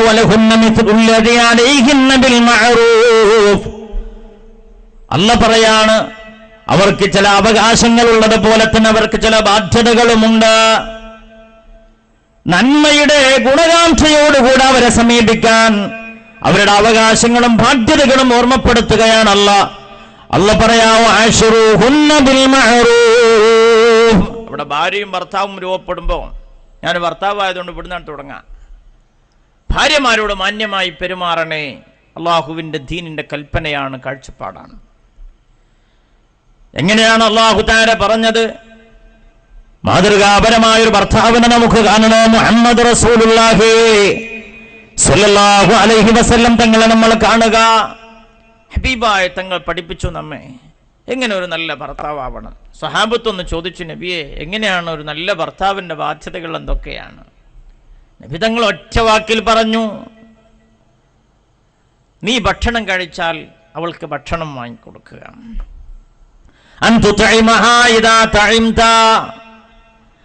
അതിന് മഹാന്മാരായ മുഹദ്ദിഥീങ്ങൾ വ്യാഖ്യാനം നൽകി, നീ ഏതു തരത്തിലുള്ള ഭക്ഷണം കഴിക്കുന്നുവോ അത് നിന്റെ ഭാര്യക്കും ലഭിക്കുന്നുണ്ടോ എന്ന് പരിശോധിക്കണമെന്ന് നബിയുനാ റസൂലുള്ളാഹി സ്വല്ലല്ലാഹു അലൈഹി വസല്ലം. ഇതൊക്കെ പറയുമ്പോൾ കുറച്ച് കാര്യങ്ങൾ നമ്മൾ അടിത്തട്ടിക്ക് ഇറങ്ങി സംസാരിക്കണം. ചില ആൾക്കാർ വൈകുന്നേരത്ത് ഇങ്ങനെ അടുക്കളയിൽ കൂടി ഇങ്ങനെ വന്നു നോക്കും. അല്ല മോളെ എന്താ കൂട്ടാൻ വെച്ച്? മുരിങ്ങ അഴിച്ചതാണ്. പിന്നെന്താ വെച്ചു? മാന്തൾ പൊരിച്ചുകൊണ്ട്. ഞാൻ എപ്പോൾ ഇരട്ടും എനിക്കൊരു സാധനം അത്യാവശ്യമായിട്ട് പെരുന്തൽമണ്ണ പോയി വാങ്ങണം. വണ്ടി ചാട്ടാക്കി ഓൻ പോണത് എങ്ങോട്ടാ വെച്ചെങ്കിൽ നല്ല ഫാസ്റ്റ് ഫുഡ് നല്ല ഉഷാറായിട്ട് ഓൻ ഫുൾ ടാങ്ക് അടിച്ചിട്ട് 12 മണിക്ക് ഇങ്ങനെ വരിക. ഈ സാധു ഈ മുരിങ്ങ ആഴ്ചയായിട്ട് ഈ പണ്ടാറടിക്ക ചങ്ങായി ഒന്ന് വന്നിട്ട് കറുത്തോറും കഴിഞ്ഞു വെച്ചിട്ട് പകുതി ജനലും തുറന്നു വെച്ച് ഇങ്ങനെ കാത്തു തിറക്കുക. ഭക്ഷണം വിളമ്പി വെച്ചു. അല്ല നിങ്ങൾ കഴിക്കണില്ല വെച്ചു. എനിക്ക് വേണ്ട എൻ്റെ ഉൽക്കാപ്പിണ്ണാക്ക്. എവിടെ? ഇവൻ്റെ സൂചി 12ലാണ് നിൽക്കുന്നത്. ഇപ്പം ഫുൾ ടാങ്ക് അടിച്ചിട്ടാണ് വരുന്നത്. കഴിക്കണ്ടെന്ന് എനിക്ക് അഭിപ്രായമില്ല. ഒരു ഹാഫ് പാർസൽ തൻ്റെ ഭാര്യ, പടച്ചോനെ ഇതിൻ്റെ മണം അനുഭവിച്ച് എൻ്റെ അരികത്ത് കിടക്കുന്ന പ്രിയപ്പെട്ട ഭാര്യയുണ്ടെന്നൊരു ചിന്ത നിൻ്റെ ഉള്ളിലുണ്ടാവണമെന്ന് നബിയുനാ റസൂലുള്ളാഹി. കഴിക്കുന്ന ഭക്ഷണത്തിൽ നിന്റെ ഭാര്യയ്ക്ക് വിഹിതമുണ്ട് എന്ന് ഓർമ്മപ്പെടുത്തി നബിയുനാ റസൂലുള്ളാഹി സ്വല്ലല്ലാഹു അലൈഹി വസല്ലം. നീ വല്ല പുത്തനുടയാടകളും വാങ്ങി ധരിക്കുന്നുവെങ്കിൽ നിന്റെ ഭാര്യയെ പരിഗണിക്കണമെന്ന് നബിയുനാ റസൂലുള്ളാഹി. അവിടെ ചില ആൾക്കാർ വരുന്ന ആണ്ട്രതിക്കും ആഘോഷങ്ങൾക്കൊക്കെ 1-ാം തരം 1500 ലിനൻ ക്ലബിലെ ഷർട്ടും അതിൻ്റെ 1-ാം തരം കമ്പനി ഷർട്ടും ഷൂട്ടിങ്ങും ഒക്കെ ഇട്ട് ഇങ്ങനെ ഉഷാറായിട്ട് നടക്കും. കുടിക്കാരത്തിനോട് പറയും, മഴ ഇജ്ജ് പുറത്തേക്കൊന്നും പോകണില്ലല്ലോ, അടുക്കളയിൽ നിന്ന് സിറ്റൗട്ടിൽ നിന്ന് അപ്പുറത്തേക്ക്, പിന്നെ എന്തെങ്കിലും ഒരു വിരുന്നോക്ക്, എപ്പോഴെങ്കിലും ഒരു തക്കാരം, ഇതൊക്കെ അല്ലേ ഉള്ളൂ. അതിന് ആ പഴയ പർദ്ദക്ക് കുഴപ്പമൊന്നുമില്ലല്ലോ. ഒരു 150 ഉറുപ്പ്യൻ്റെ മാക്സി എടുത്തോണ്ടു. എന്തും മാക്സി. ഈ പർദ്ദയാണെങ്കിലോ തലക്കിണിയോറ മാതിരി അതിന് കാര്യമായിട്ട് കംപ്ലൈൻ്റ് ഒന്നും തൊട്ട് വരില്ല. ഈ രീതിയിൽ ചുരുക്കി പറഞ്ഞ അയിമ അഡ്ജസ്റ്റ് ചെയ്യുന്ന ചില ഭർത്താക്കൾ ഇവിടെ ഇല്ല എന്നല്ല കേട്ടോ ഞാൻ പറയുന്നത്, നണ്ടെന്നും അല്ല, അള്ളാഹ് നമ്മളെ കാക്കട്ടെ. ഞാൻ പറഞ്ഞു വരുന്നത് ചുരുക്കി പറഞ്ഞാൽ ഭാര്യയുടെ വസ്ത്രത്തിൻ്റെ കാര്യം ശ്രദ്ധിക്കാതെ പോകുന്നു. സലീമാം റളിയല്ലാഹു തആല അൻഹു പറയുന്നുണ്ട്, ഭാര്യ സംതൃപ്തിയോടുകൂടെ നിങ്ങൾ എടുത്തോളി എന്ന് പറഞ്ഞെങ്കിൽ തുണിയെടുക്കാനൊക്കെ നമുക്ക് അവകാശമുള്ളൂ എന്നുള്ളിടത്ത് വരെ എത്തിയിട്ടുണ്ട്. റബ്ബ് സുബ്ഹാനഹു വ തആല നമുക്കൊക്കെ സന്തോഷകരമായ ദാമ്പത്യം നൽകി അനുഗ്രഹിക്കട്ടെ. തീർന്നില്ല. നബിയുനാ റസൂലുള്ളാഹി സ്വല്ലല്ലാഹു അലൈഹി വസല്ലം തങ്ങൾ പറഞ്ഞു, വലാ തദ്രിബിൽ വജ്ഹ, നിന്റെ ഭാര്യയുടെ മുഖത്തടിക്കരുത്. വലാ തുഖബ്ബിഹ, അവളെ തെറിയഭിഷേകം നടത്തരുത്. വലാ തഹ്ജുറു ഇല്ലാ ഫിൽ ബൈതി, കിടപ്പറയില്ലല്ലാതെ അവളെ ഒറ്റപ്പെടുത്തുന്ന ഒരു സ്ഥിതിയും വരാൻ പാടില്ലെന്ന് നബിയുനാ റസൂലുള്ളാഹി. മുഖത്തടിക്കരുത് എന്നാ പറഞ്ഞാൽ അടുക്ക് ഊരക്ക് ഓരോന്ന് കൊടുക്കുക. ആണ് ചെല്ലി നിങ്ങൾ വിവരം അറിയി. പണ്ടത്തെ കാലല്ല. പെണ്ണിൻ്റെ മുഖത്ത് നോക്കുമ്പോൾ തന്നെ വാച്ചുക്കും ഒപ്പം നോക്കണം. 14 സെക്കൻഡ് 15 ആയ ഡേഞ്ചറാന്നാണ് ഇപ്പോഴത്തെ കാഴ്ചപ്പാട്. ഏതായിരുന്നാലും മര്യാദക്ക് നിന്നാൽ നന്നു, അള്ളാഹു കാക്കട്ടെ. അന്നത്തെ ഒരു കാലനുസരിച്ച് കൊണ്ട് പെണ്ണുങ്ങൾ വല്ലാണ്ട് വഴിവിട്ടു പോകുമ്പോൾ ചെറിയ ശിക്ഷയും ശാസനയൊക്കെ അനിവാര്യമായിരുന്നു. അപ്പോഴും അവളുടെ അന്തസ്സിന് ക്ഷതമേൽക്കുന്ന ഒരു ശിക്ഷ അവൾക്ക് നൽകരുതേ എന്ന് പഠിപ്പിച്ചു ആരംഭ റസൂലുള്ളാഹി സ്വല്ലല്ലാഹു അലൈഹി വസല്ലം. അതോടൊപ്പം തന്നെ മാനസികമായ ഒറ്റപ്പെടലും പീഡനവും അവൾ അനുഭവിക്കാൻ പാടില്ല. എന്നാൽ സൗന്ദര്യപ്പണക്കത്തിന്റെയും അള്ളാഹുവിന്റെ ദീനിന്റെ നിരാശം അവളെ അരികത്ത് വരികയാണെങ്കിൽ അവളെ കിടപ്പറയിൽ ഒറ്റപ്പെടുത്തിയിട്ട് അവളെ ഉപദേശിച്ച് നന്നാക്കി എടുക്കാൻ, അവളെ കിടപ്പറയിലല്ലാതെ അവളെ ഒറ്റപ്പെടുന്ന ഒരു സ്ഥിതി വരാൻ പാടില്ലെന്ന് ലോകത്തെ പഠിപ്പിച്ചു മുഹമ്മദ് മുസ്തഫ. മാത്രമല്ല ഇതിങ്ങനെയൊക്കെ അതിന്റെ കൃത്യമായ പെരുമാറ്റച്ചട്ടം നിർദ്ദേശിക്കുമ്പോഴോ മാക്രമഹുന്ന ഇല്ലാ കരീം വമാഹാനഹുന്ന ഇല്ലാ ലഈം. പെണ്ണിനെ മാനിക്കുന്നവനാണോ ലോകത്തെ ഏറ്റവും വലിയ മാന്യൻ? പെണ്ണിനെ മാനിക്കാത്തവളാ, പെണ്ണിനെ മാനിക്കാത്തവനാ, പെണ്ണിനെ നിന്ദ്യമാക്കി കാണുന്നവനാ ലോകത്തെ ഏറ്റവും വലിയ നിന്ദ്യനെന്ന് ഹബീബുനാ റസൂലുള്ളാഹി സ്വല്ലല്ലാഹു അലൈഹി വസല്ലം തങ്ങൾ നമ്മെ പഠിപ്പിക്കുകയാണ്. അങ്ങനെ എത്രത്തോളം എന്ന് വെച്ചെങ്കിൽ നബിയുനാ റസൂലുള്ളാഹി സ്വല്ലല്ലാഹു അലൈഹി വസല്ലം തങ്ങൾ അവിടുത്തെ ഭാര്യമാരോട് കാണിച്ച സ്നേഹം, ഉമ്മഹാത്തുൽ മുഅ്മിനീന്റെ മുമ്പിൽ കാണിച്ച സ്നേഹം നമ്മൾ കൂടുതൽ പഠിക്കേണ്ടതാണ്. ഇപ്പം നമ്മളെ കൂട്ടത്തിലൊക്കെ ചില ആൾക്കാർ എനിക്ക് ഭയങ്കര സ്നേഹമാണ് അറിയും, എന്തോ എന്നിട്ടോ എപ്പോൾ നോക്കിയാലും ഇഞ്ചി എന്നൊക്കെ ഒരങ്ങനെ പോലെ ചാടിക്കളിച്ചു, നല്ലൊരു വർത്താനം കൂടിയും പറയില്ല. സ്നേഹമൊക്കെ ഉള്ളിലുണ്ടാണ്. ആർക്കാപ്പം ആ സ്നേഹം വേണ്ടത്? സ്നേഹം പ്രകടിപ്പിക്കാനുള്ളതാണ്. സ്നേഹം പുഴുങ്ങി തിന്നാനുള്ള സാധനമൊന്നല്ല. സ്നേഹം ഭാര്യമാരാണെങ്കിലും മക്കളോടാണെങ്കിലും ബന്ധുക്കളോടാണെങ്കിലും അത് അള്ളാഹുവിൻ്റെ ദീൻ പറഞ്ഞതനുസരിച്ച് കൊണ്ട് പ്രകടിപ്പിക്കാൻ നമുക്ക് കഴിയണം. എത്രത്തോളം ഹബീബായ തങ്ങൾ പറഞ്ഞു തന്റെ ഭാര്യമാരിലേക്ക് ഇന്നക ലൻ തുൻഫിഖു നഫഖതൻ തബ്തഗി ബിഹാ വജ്ഹല്ലാഹി ഇല്ലാ അജ്ർത ബിഹാ ഹത്താ മാ തജ്അലു ഫീ ഇംറഅതിക. നിന്റെ ഭാര്യയ്ക്ക് നീ ചെലവഴിക്കുന്ന ഓരോന്നും നിനക്ക് സ്വതക്കയുടെ പുണ്യമുണ്ട്.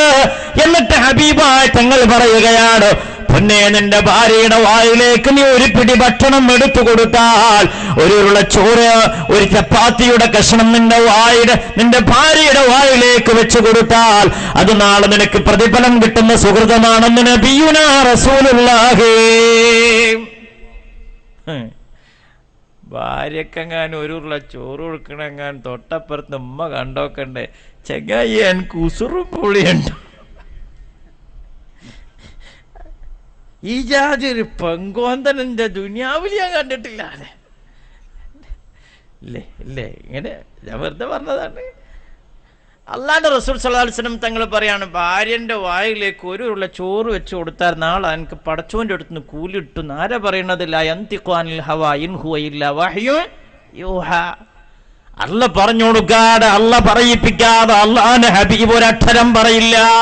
മുത്തുനബി സല്ലല്ലാഹു അലൈഹി വസല്ലം തങ്ങൾ പറയാണ്, ഈ സ്നേഹം എന്ന് പറയുന്നത് അത് പുഴുങ്ങിത്തിന്നാളല്ല, ജീവിതത്തിലൂടെ നീളമുണ്ടാവണം.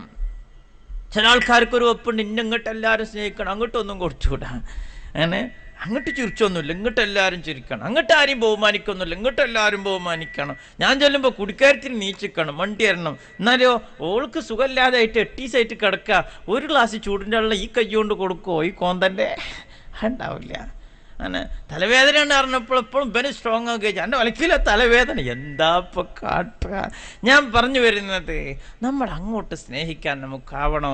അതാണ് മുത്തുനബി സല്ലല്ലാഹു അലൈഹി വസല്ലം തങ്ങൾ നമ്മെ പഠിപ്പിച്ചത്. അള്ളാഹു തആല നമുക്ക് തൗഫീഖ് നൽകി അനുഗ്രഹിക്കട്ടെ. നോക്കുങ്ങൾ എത്രത്തോളം ഹബീബായ റസൂലുള്ളാഹി സ്വല്ലല്ലാഹു അലൈഹി വസല്ലം തങ്ങൾ പറഞ്ഞു, ഒരു പെണ്ണിനെ വിവാഹം കഴിച്ചു കൊണ്ടുവന്നാൽ അവളുടെ ജീവിതക്രമം അനുസരിച്ചുകൊണ്ട്, തറവാടിത്ത മഹിമയും സ്വഭാവവും അനുസരിച്ചുകൊണ്ട് അവളെ തിളപ്പിച്ചാറിയ വെള്ളത്തിൽ താളി തേച്ച് കുളിമുറിയിൽ വെച്ച് കുളിച്ച് ശീലമുള്ള പെണ്ണാണെങ്കിൽ, എടോ ഭർത്താവേ നിന്റെ പണി എന്താണെന്നറിയോ? നീ കിണറ്റിന്റെ അടുത്തേക്ക് ചെല്ലണോ, വെള്ളം മുക്കണോ, അത് തിളപ്പിക്കണോ, അത് തണുപ്പിക്കണോ, അത് പാത്രത്തിൽ കുളിമുറിയിൽ കൊണ്ടുപോയി വെച്ചു കൊടുത്ത് താളി ഒരുക്കി പ്രിയപ്പെട്ട ഭാര്യയോട് പറയണം, പ്രിയേ ഒന്ന് കുളിച്ചാ തിരക്കടില്ല, വെള്ളം അവിടെ റെഡിയാ, താളി തൊട്ടപ്പുറത്ത് പാത്രത്തിലുണ്ട് എന്ന് നീ നിന്റെ ഭാര്യയോട് പറയണമെന്ന് മുഹമ്മദ് റസൂലുള്ളാഹി. മൂല്യരംഗക്ക് ഇജാതിയൊക്കെ പറഞ്ഞാണ് പോയാൽ മതി. അല്ലെങ്കിൽ തന്നെ ഊടിനെ കുരങ്ങിനൊരു ഏണി എന്നുള്ള അൽക്ക് അല്ലേ? അപ്പുറത്തെ പറഞ്ഞിട്ട് മൂല്യരെ നല്ലോണം പറയേ, നിങ്ങളെ മുമ്പ് തന്നെ വലിയ സുജായി മൂപ്പര് കുത്തിർക്കുന്നുണ്ട്, മൂപ്പർക്കൊരു വെപ്പുണ്ട്. പണ്ട് ചെറുമിയറിനമായി ചെക്കന് പെണ്ണുമായി പാടത്തെ പണിക്ക് ആളുമായി എന്നുള്ള ആൾക്ക് എന്നെ കെട്ടിക്കൊണ്ട് നിൽക്കണത്. 5-6 കുട്ടികളെ ഈ ഇടങ്ങാറായി നോക്കണം, 2-3000 സ്ക്വയർ ഫീറ്റ് ഉള്ള വീട് തുടച്ചെന്നാക്കണം, 4000 സ്ക്വയർ ഫീറ്റ് മിറ്റടിക്കണം, പോരെങ്കിൽ 25 കോഴി 4 പോത്തു. ഇതൊക്കെപ്പാടെ നോക്കണീൻ്റെ അടിയിൽ മൂപ്പര തുണിയും കുപ്പായം തിരുമ്പി ഉണങ്ങണീൻ്റെ ഇടയിൽ ഊജാലൊന്ന് അങ്ങോട്ടോ ഇങ്ങോട്ടോ ആയാൽ ബദറുണ്ടാക്കണ പഹേന ഞങ്ങളെ മുമ്പ് കുത്തിറക്കണം ചില പെണ്ണുങ്ങൾക്ക് തോന്നിയാൽ. അതങ്ങനെ തോന്നൂല എന്നൊന്നും ഞാൻ പറയണില്ല. ഏതായാലും അള്ളാഹ് നമ്മളെ കാക്കട്ടെ. നമ്മൾ ചിന്തിക്കണം, ഇറ്റങ്ങളുടെ സ്ഥിതി ഒന്ന് മനസ്സിലാക്കണം. നമ്മുടെ സഹോദരിമാരെ ഞാൻ ഓലെ ഏതെങ്കിലും മോതിരം ഈ മദ്രസക്ക് കൊടുക്കാൻ വേണ്ടി പറയുകയാണെന്നൊന്നും വിചാരിക്കണ്ട, അല്ലാന്നും കരുതണ്ട. ഏതായിരുന്നാലും നമ്മൾ ആലോചിക്കുക, അവരുടെ ജീവിതം നമ്മളൊന്ന് മനസ്സിലാക്കണം. നമുക്കൊക്കെ ഒരു ഹർത്താൽ വന്നാൽ നോക്കി, നിങ്ങളിപ്പോൾ തിങ്കളാഴ്ച ഇങ്ങനെ നോക്കി നിൽക്കുകയാണ്. കാരണം എന്താ, ഞായറാഴ്ച വൈകുന്നേരത്ത് കോഴിപ്പീടിയിലെ തിരക്കെന്തേക്കാരെന്നറിയാം, പൂളൊക്കെ ഡബിൾ പറിച്ചുകൊണ്ടു. കാരണം എന്താ, മലയാളിക്ക് ഏറ്റവും വലിയ ആഘോഷം പെരുന്നാളല്ല, ഹർത്താലാണ്. കാരണം എന്താ, പെരുന്നാൾക്ക് കുറേ തിരക്കൊക്കെ ഉണ്ടാവും, ഹർത്താൽ സുഖമായിട്ട് കിടന്നുറങ്ങും. ഈ ഹർത്താൽ ഇറ്റങ്ങൾക്ക് പണി കൂടുകയാണ്. കാരണം എന്താ, 24 മണിക്കൂറും തീറ്റിപ്പോറ്റണം.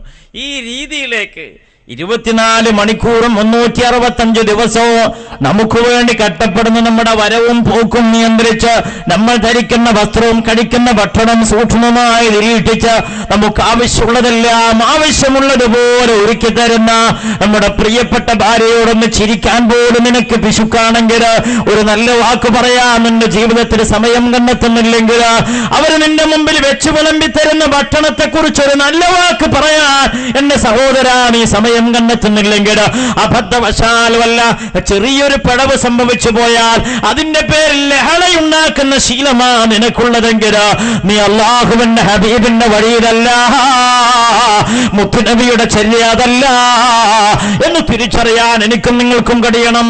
അല്ലാഹു തആല നമുക്ക് ശരിയായ ബോധം നൽകട്ടെ. കഥ പറയാം. മുത്തുനബി സല്ലല്ലാഹു അലൈഹി വസല്ലം തങ്ങളുടെ ഒരിക്കൽ വീട്ടിലേക്ക് വരിക. ആ സമയത്ത് ആയിഷ റളിയല്ലാഹു തആല ഒരു കോപ്പയിൽ ഇത്തിരി വെള്ളം കുടിച്ചുകൊണ്ടിരിക്കുക. ക്ഷീണിച്ചവശനായ മുത്തുനബി സല്ലല്ലാഹു അലൈഹി വസല്ലം തങ്ങൾ ആയിഷ ബീവിയുടെ കയ്യിലേക്ക് ആ കോപ്പയിലേക്ക് കൈ നീട്ടുമ്പോ മുത്തുനബി സല്ലല്ലാഹു അലൈഹി വസല്ലം തങ്ങൾക്ക് ആയിഷ റളിയല്ലാഹു തആല കോപ്പ കൊടുത്തില്ല. പകരം അടുക്കളയിൽ ചെന്ന് മറ്റൊരു പാത്രത്തിൽ ഇത്തിരി വെള്ളം കൊണ്ടുവന്ന് കൊടുക്കുകയാ. ഹബീബായ റസൂലുള്ളാഹി സ്വല്ലല്ലാഹു അലൈഹി വസല്ലം തങ്ങൾ ആയിഷ ബീവിയോട് ചോദിച്ചു, മാലകിയ ആയിഷ,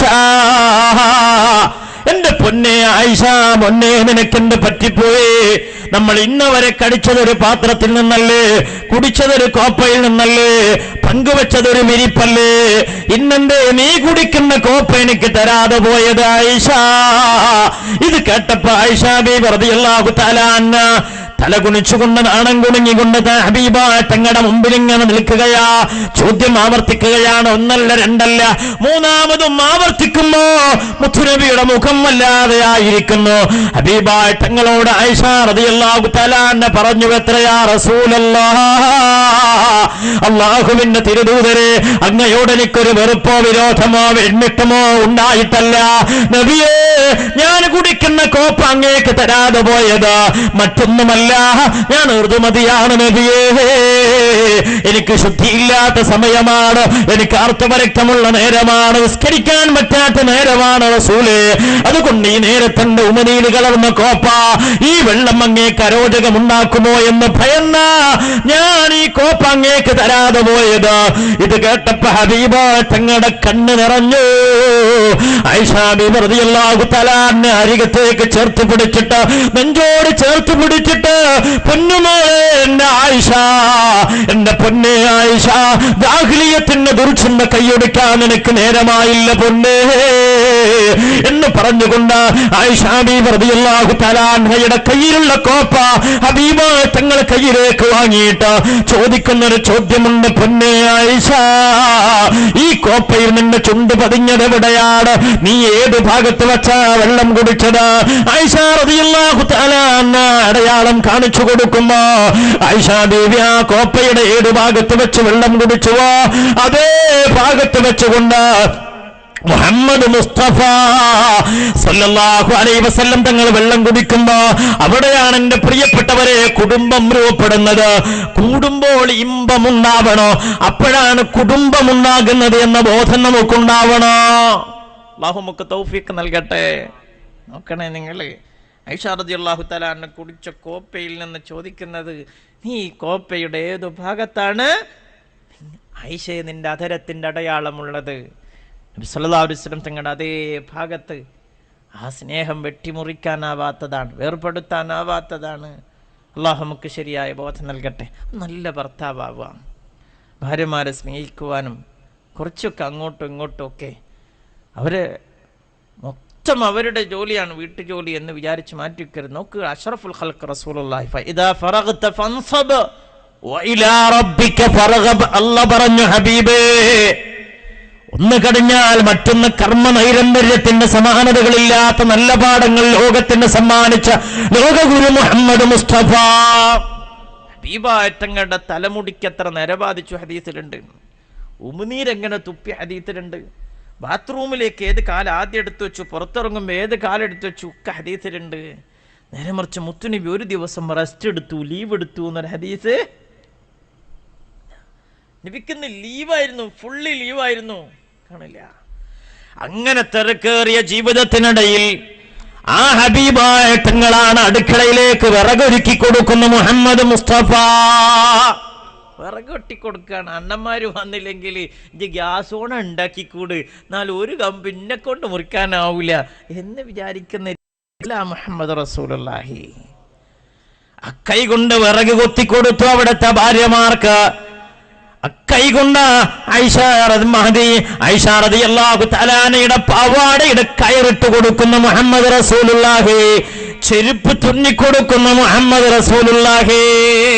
അഷ്റഫുൽ ഖൽഖ്, അഷ്റഫുൽ ഖൽഖ്. ഫഖന്നബിയന ഫീഹി ഖൽഖൻ വഫീ ഖുലുഖി വലം യുദാനുഹു ഫീ ഇൽമിൻ വലാ കറമി മൗലായ.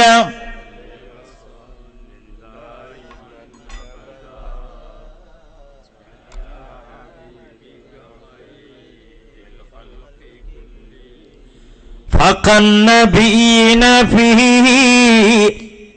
خَلْقٍ وَفِي خُلُقٍ وَلَمْ يُدَانُهُ فِي عِلْمٍ وَلَا كَرَمٍ. അറിവ് കൊണ്ട്, ഔന്നിത്യം കൊണ്ട്, സൃഷ്ടിപ്പ് കൊണ്ട്, സ്വഭാവം കൊണ്ട് ഹബീബേ അങ്ങേ മറികടക്കാൻ ലോകത്തൊരാളില്ല. ലോകത്തിന്റെ അഷ്റഫുൽ ഖൽഖായ ഹബീബായ തങ്ങള് അവിടുത്തെ ഭാര്യമാർക്ക് അവരുടെ വായിലേക്ക് ഭക്ഷണം വെച്ചു കൊടുക്കാറുണ്ടെങ്കിൽ, അവിടുത്തെ കൈകൊണ്ട് വിറക് വെട്ടി കൊടുക്കാറുണ്ടെങ്കിൽ, അവിടുത്തെ കൈകൊണ്ട് ചെരുപ്പ് തുന്നി കൊടുത്തിട്ടുണ്ടെങ്കിൽ, അവിടുത്തെ കൈകൊണ്ട് വെള്ളം കോരി കൊടുത്തിട്ടുണ്ടെങ്കിൽ, എന്റെ സഹോദരങ്ങളെ ആ മാതൃക ഉൾക്കൊണ്ടുകൊണ്ട് നമ്മുടെ ജീവിതത്തിന് വെളിച്ചം ഉൾക്കൊള്ളാൻ നമുക്ക് സാധിക്കണം. റബ്ബ് തആല നമുക്ക് തൗഫീഖ് നൽകട്ടെ. ഇത്രയൊക്കെ ആകുമ്പോൾ ഒരു നല്ല ഭർത്താവിനെ നമുക്ക് സൃഷ്ടിച്ചെടുത്താൽ മാത്രം പോരാ, നല്ല ഭാര്യമാരുണ്ടെങ്കിലേ കുടുംബം നന്നായി കിട്ടുള്ളൂ. ഭാര്യമാരും ചിലതൊക്കെ ശ്രദ്ധിക്കണം. ഇപ്പം തെറി നേരം ഇങ്ങനെ കേട്ടോക്കുമ്പോൾ അയ്യോ അയാൾ വലിയ ഇറക്കടില്ല എന്ന് നമ്മളെ സഹോദരിമാർക്കും ചിലപ്പോൾ തോന്നും. കാരണം കേൾക്കുമ്പോൾ പെണ്ണുങ്ങളാ നരകത്തിൽ, പെണ്ണുങ്ങളാ അത് ഇത് എന്നാണ് എവിടെ ചെന്നാലും കേൾക്കാറുള്ളത്. സത്യം പറഞ്ഞാൽ നമ്മുടെ ഒരു മനസ്ഥിതിയൊക്കെ കുറച്ചൊന്ന് മാറ്റിയെടുത്തുകൊണ്ട് ആ സ്നേഹവും സന്തോഷമൊക്കെ കഴിവിൻ്റെ പരമാവധി അവരുടെ കുടുംബത്തിൽ നന്നാവണം. ഖിയാറുക്കും ലിയാഹ്ലിക്കും, നിങ്ങൾ വെച്ച് ഏറ്റവും ഉത്തമർ നിങ്ങളുടെ ഭാര്യമാരുടെ അടുത്ത് സർട്ടിഫിക്കറ്റ് ഉള്ളവനാണ്. നാട്ടിൽ നല്ല ഉഷാറായി പ്രമാണിയായിട്ട് ഇങ്ങനെ നടന്നു. കുടിക്കാരത്തിനോട് ചോദിച്ചു എന്താ മാറ്റെന്ന് വെച്ചു, വസ്തുവിന് പറ്റൂല. പിന്നെ എന്തിനാ അവനെ ശരിയാകാം? അതുകൊണ്ട് അവനെൻ്റെ പെരിയിൽ മാർക്കറ്റുണ്ട്, അവൻ്റെ പെരിയിൽ മാർക്കുണ്ടാക്കണം. അള്ളാഹു നമുക്ക് അതിന് തൗഫീഖ് ചെയ്യട്ടെ. ഇച്ചിരി പണിയാണത്, ഇച്ചിരി ബുദ്ധിമുട്ടുള്ള സംഗതിയാണ്. കാരണം പിന്നെ സഹോദരിമാർ മഹാഭൂരിപക്ഷം നരകത്തിൽ കാണാനുണ്ടായ കാരണം നബി തങ്ങളോട് ചോദിച്ചു, എന്താ നബി അതിന് സംഭവം? ഇപ്പം കുഫ്രാനു നിഅമത്താണ്, നന്ദി കേട് പൊതുവെ ഒരു പെണ്ണിൻ്റെ ജീൻസിൽ പൊതുവെ കാണുന്നു. എല്ലാവരും അങ്ങനെയാണെന്നല്ല പറയുന്നത്, അത് തിരുത്താൻ വേണ്ടിയാണ് ഓർമ്മപ്പെടുത്തുന്നത്. അങ്ങനെ ഒന്നും ഇല്ലാതിരിക്കട്ടെ. അള്ളാഹു നമ്മുടെയൊക്കെ കുടുംബത്തിൽ സന്തോഷം നൽകി അനുഗ്രഹിക്കട്ടെ. നബി സല്ലല്ലാഹു അലൈഹി വസല്ലം തങ്ങൾ പറഞ്ഞു, ഒരു പെണ്ണ് അവൾ തൻ്റെ ഭർത്താവിന് എന്തൊക്കെയാണ് ചെയ്തു കൊടുക്കേണ്ടത്? ഹബീബായ തങ്ങൾ പറഞ്ഞു, ഉമ്മയുടെ കാൽച്ചുവട്ടിലാണ് മക്കളുടെ സ്വർഗമെന്ന് പറഞ്ഞ അതേ നബി തങ്ങൾ തന്നെ ഭർത്താവിന്റെ സംതൃപ്തിയിലാണ് ഭാര്യയുടെ സ്വർഗമെന്ന് ഹബീബുന റസൂലുള്ളാഹി നമ്മെ പഠിപ്പിക്കാണ്. സംതൃപ്തി വളരെ പ്രധാനമാണ്. ഭർത്താവിന്റെ സംതൃപ്തി അത് ഭാര്യയുടെ വലിയ ബാധ്യതയാണ്. ആ സംതൃപ്തിയിലാണ് ജീവിതത്തിന്റെ എല്ലാ വിജയവും അടങ്ങിയിരിക്കുന്നത്. അതുകൊണ്ട് നബിയുനാ റസൂലുള്ളാഹി സ്വല്ലല്ലാഹു അലൈഹി വസല്ലം തങ്ങൾ പറഞ്ഞു, ലൗ കുൻതു ആമിറൻ അഹദൻ യസ്ജുദ ലി അഹദിൻ ലഅമർതുൽ മർഅത അൻ തസ്ജുദ ലി സൗജിഹാ. അല്ലാഹുവിന്റെ ഹബീബ് സ്വല്ലല്ലാഹു അലൈഹി വസല്ലം തങ്ങൾ പറയാ, പടച്ചോനല്ലാത്ത ഒരാൾക്ക് സുജൂദ് ചെയ്യാൻ ഞാൻ പറയുമായിരുന്നെങ്കിൽ അത് ഭാര്യ ഭർത്താവിന്റെ മുമ്പിൽ സുജൂദ് ചെയ്യണമെന്ന് ഞാൻ പറയുമായിരുന്നു നബിയുനാ റസൂലുള്ളാഹി. നോക്കണേ, അത്ര വിധേയത്വം കാണിക്കാൻ അനുസരണം, സ്നേഹത്തിന്റെ അനുസരണം എന്ന് വെച്ചിട്ട് അടിമപ്പണി എടുക്കണം എന്നതിന് അർത്ഥമില്ല. അങ്ങനെയാണ് അതിൻ്റെ ഒരു രീതി. ചിലപ്പോൾ വീട്ടിലെ കാര്യങ്ങളൊക്കെ ചെയ്യുന്നത് ഭാര്യയാവും. നല്ല തൻ്റെടികളായ ഭാര്യമാരുണ്ടാവും. പക്ഷെ അത് വീടിൻ്റെ ഉള്ളിൽ ഒതുങ്ങണം. ഈ ഭർത്താവിനെ ഇൻസൾട്ട് ചെയ്യാൻ, ഭർത്താവ് ഒരു കോന്തനാന്ന് പറഞ്ഞാൽ അത് പെണ്ണിനാണ് അത് മാണക്കേട്. ചിലയിടത്ത് ഇങ്ങനെയൊക്കെ തന്നെ അടുക്കളയിൽ നിന്നേക്കാരം കാര്യങ്ങളൊക്കെ തീരുമാനിക്കും. എങ്കിൽ പോലും അതിന് മാനേജ് ചെയ്യാൻ അപൂർവമായൊരു പക്വത നിങ്ങൾ ആർജിച്ചെടുക്കണം. അള്ളാഹു തൗഫീഖ് ചെയ്യട്ടെ. അത് വളരെ പ്രധാനമാണ്. തൻ്റെ ഭർത്താവിൻ്റെ വിലയിടിയുന്നത്, അവിടെ ഞാനാണ് തകരുന്നത് എന്നൊരു ബോധം ഒരു പെണ്ണിൻ്റെ മനസ്സിലുണ്ടായാൽ ആ കുടുംബം അന്തസ്സോടെ നിലനിൽക്കും. അതിന് സാധിക്കണം. ഹബീബായ തങ്ങൾ പറഞ്ഞു, ഏറ്റവും നല്ല ഭാര്യയെ കുറിച്ച് മസ്തഫാദൽ മുഅ്മിനു ബഅദ തഖ്വല്ലാഹി അസ്സ വജല്ല ഖൈറൻ ലഹു മിൻ സൗജത്തിൻ സാലിഹത്തിൻ. തഖ്വ കടിഞ്ഞാൽ ഒരു മനുഷ്യന് കിട്ടുന്ന ഏറ്റവും വലിയ നേട്ടം ഒരു സാലിഹത്തായ ഭാര്യയാ, സൽവൃദ്ധയായ ജീവിത പങ്കാളിയാ. എന്താണ് അവരുടെ പ്രത്യേകത? എന്നിട്ട് നബി തങ്ങൾ ഇങ്ങനെ എണ്ണാണ്. എന്താണ്? ഇന്നാ മറഹാതാജുഹു. എന്തെങ്കിലും പറഞ്ഞാൽ സ്നേഹപൂർവ്വം അനുസരിക്കും. ഈ താഴത്ത് എന്ന് പറഞ്ഞാൽ അങ്ങനെ ഹൃദയപൂർവ്വം അനുസരിക്കണീനാണ്. അനുസരണം പല രീതിയിലുണ്ട്. നമ്മളെ ഒരു ഗ്ലാസ് വെള്ളം എടുത്താറുണ്ട്, ആ ചായ ഗ്ലാസ് കൊണ്ടുവന്ന ഡൈനിങ് ടേണ്ടാണ്ട് വെച്ചു, അതിൻ്റെ അടുത്ത് കുടിച്ചോളി നല്ല നാക്കിക്കോളിന്നാ. മനസ്സിലായിട്ടോ? ആ വെക്കണ ദമ്മ് ഉണ്ടാ അറിയാം ഏത് രീതിയിലാണ് വെന്നത് എന്ന്. എൻ്റെ കുപ്പായൻ്റെ ആങ്കർമാർന്നു ചുരുക്കി പിടിച്ചിട്ട് ഒരു 6 ഒറ്റ ഏറ് പിടിച്ചോളി, പണ്ടാറടക്കിക്കോളി എന്നാണ് അതിനർത്ഥം. അല്ല നിങ്ങൾ ഇട്ട് പോയിക്കോളി എന്നല്ല. അനുസരണം എന്നാണ്, സ്നേഹപൂർവ്വമാണ്. അപ്പോഴാണ് അതിന് ശരിക്കുള്ള ഈ താഴത്തെന്ന് പറയാ. അങ്ങനെ ഉണ്ട്. ഹബീബായ തങ്ങൾ വീണ്ടും പറയാവോ,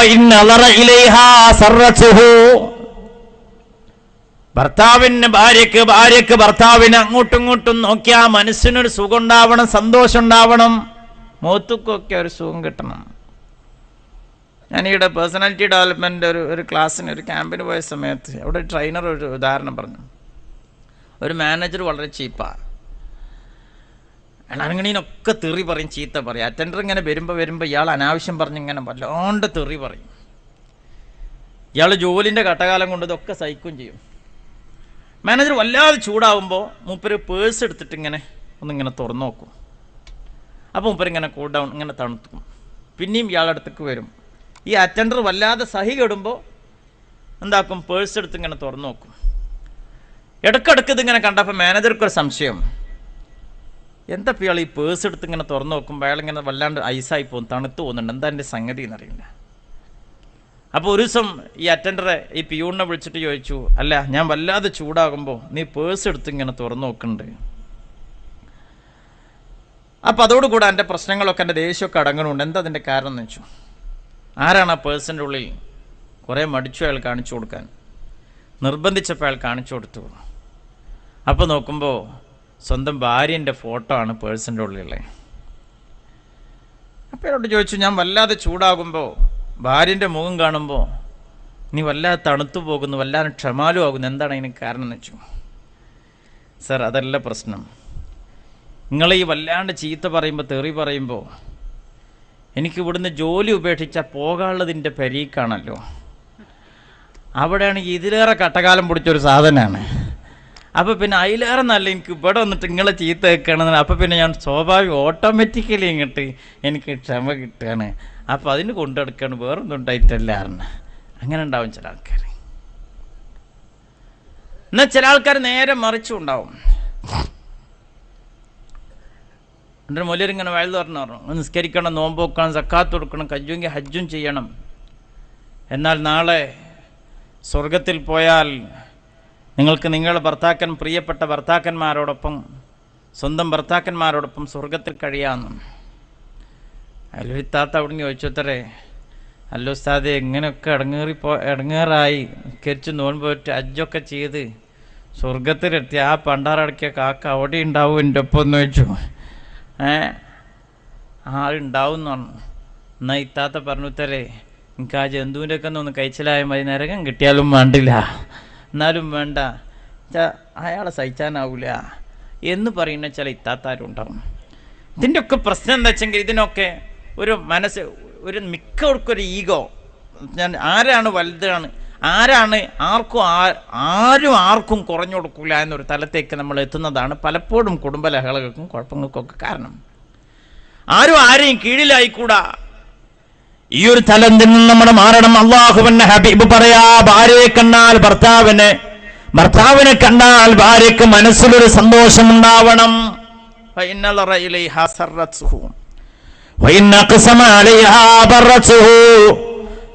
ഭാര്യയുടെ പേരിൽ ഒരു കാര്യം തറപ്പിച്ചു പറഞ്ഞാൽ സാധൂകരിക്കപ്പെടും.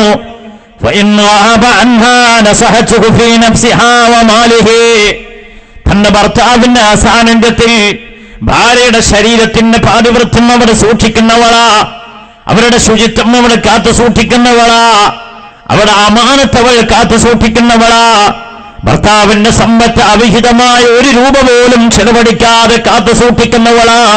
നല്ല ഭാര്യ ലോകത്ത് തഖ്വ കടിഞ്ഞാൽ ഒരു മുഅ്മിന് കിട്ടുന്ന ഏറ്റവും നല്ല നിധി എന്ന് നബിയുനാ റസൂലുള്ളാഹി. നമ്മൾ നോക്കണം, ഒക്കെ പറയുമ്പോ വളരെ കൗതുകത്തോടെ എത്രയോ വാർത്തകൾ നമ്മൾ അറിയുകയാണ്. ഈ ഗൾഫ് എന്നൊക്കെ പറയുമ്പോ നമ്മൾ ചിന്തിക്കണം, ഈ പറയുന്ന സുഖവും ധരിക്കുന്ന ചെരുപ്പിന്റെ ഉയരവും മണക്കുന്ന അത്തറിന്റെ സുഗന്ധമൊന്നും ഗൾഫിനില്ല. ഇന്നും എനിക്ക് തോന്നുന്നത് ഒരു കൂട്ടാൻ കൂട്ടി ഭക്ഷണം കഴിക്കുന്നതും പ്രവാസി മാത്രമായിരിക്കും. കാരണം വെക്കാൻ നേരല്ല. കഴിഞ്ഞ ദിവസം മദീനയിൽ ഞാൻ പോകുന്ന സമയത്ത് എൻ്റെ സ്നേഹിതൻ്റെ റൂമിലേക്ക് മിണ്ടാതെ വന്നു. പറഞ്ഞു എന്നാലും അൽഫാമും അൽബേക്കും ഒക്കെപ്പാട് എന്തൊക്കെ കിട്ടണമെന്ന് വെച്ചെങ്കിൽ ഒക്കെപ്പാട് ഇട്ടിട്ട് സൽക്കരിക്കും. ആ അറബ് രാജ്യത്തിൻ്റെ സ്വഭാവം അറബിയിലേക്ക് പോയ നമ്മുടെ സഹോദരന്മാർക്കുണ്ട്. അങ്ങനെയാണ് നമ്മുടെ നാടൊക്കെ എത്ര സമൃദ്ധമായത്. മിണ്ടാതെ ചെന്നു നോക്കുമ്പോൾ 1 മണിക്കാണ് ഓൻ്റെ ലഞ്ച് ബ്രേക്ക് ഉള്ളത്. 1:30 തിരിച്ചെത്തണം. 1:05 റൂമിലെത്തുക. അതിൻ്റെ ഇടയ്ക്ക് നിസ്കാരം കഴിക്കണം, ഭക്ഷണം കഴിക്കണം, ബാത്റൂമിൽ പോകണം. കാരണം 1 മിനിറ്റ് വൈകിയാൽ അന്ന് ലീവാണ്, തമ്പ് ചെയ്യണം, അതോടുകൂടെ സംഭവം പോകും. ഇങ്ങനെ ഓട്ടിക്കതച്ച് റൂമൊക്കെ വന്നു. എന്നിട്ട് ഫ്രീസർ തുറന്നു. അപ്പം നോക്കുമ്പോൾ അവിടെ കേരള എന്ന് പറഞ്ഞ കൈപ്പങ്ങയാണ് മതിയത്ത്. നിങ്ങൾക്ക് അറിയാം, കാരണം കൈപ്പങ്ങ മിഞ്ഞാന്ന് പുഴുങ്ങി വെച്ചതാണ്. ചോറും അതെ. അതിനെടുത്തിട്ട് 1/2 റിയാലിൻ്റെ വെളിച്ചെണ്ണ പാക്കറ്റിന് പൊട്ടിച്ചിട്ട് ഈ കൈപ്പങ്ങയും ചോറും കൂടി ഇങ്ങനെ വാരിയിട്ട് ഇങ്ങനെ തൊള്ളിക്കിടുമ്പോഴാണ് എൻ്റെ കണ്ണുക്ക് ഇങ്ങനെ നോക്കുന്നത്. സുബ്ഹാനല്ലാഹ്, എനിക്ക് കരച്ചിലാ വന്നത്. എനിക്ക് ഉറപ്പാണ് ഓൻ്റെ പെരിയിൽ അപ്പം മിനിമം 6 കൂട്ടാനെങ്കിലും ഉണ്ടാവും.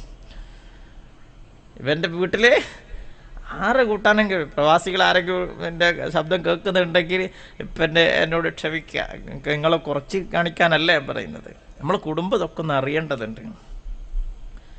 ഇനിയിപ്പോൾ എങ്ങനെങ്കിലും ഇടങ്ങാറാക്കി ഭാര്യ 2 മാസത്തിനാണ് കൊണ്ടുപോകാന്ന് വെച്ചാലോ നല്ല റൂമും വില്ലയൊക്കെ എടുത്തിട്ട് അപ്പോൾ ഇറ്റങ്ങൾ ജീവിതത്തിൻ്റെ റിയൽ പിക്ചർ കാണുന്നില്ല.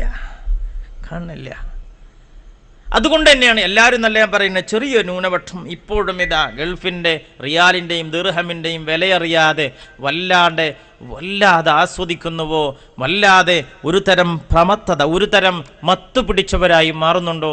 അതിന് അല്ലാഹ് തന്ന ഒരു പരീക്ഷണമാണോ നമ്മുടെ നരേന്ദ്രമോദി എന്ന് പലപ്പോഴും തോന്നിപ്പോവാറുണ്ട്.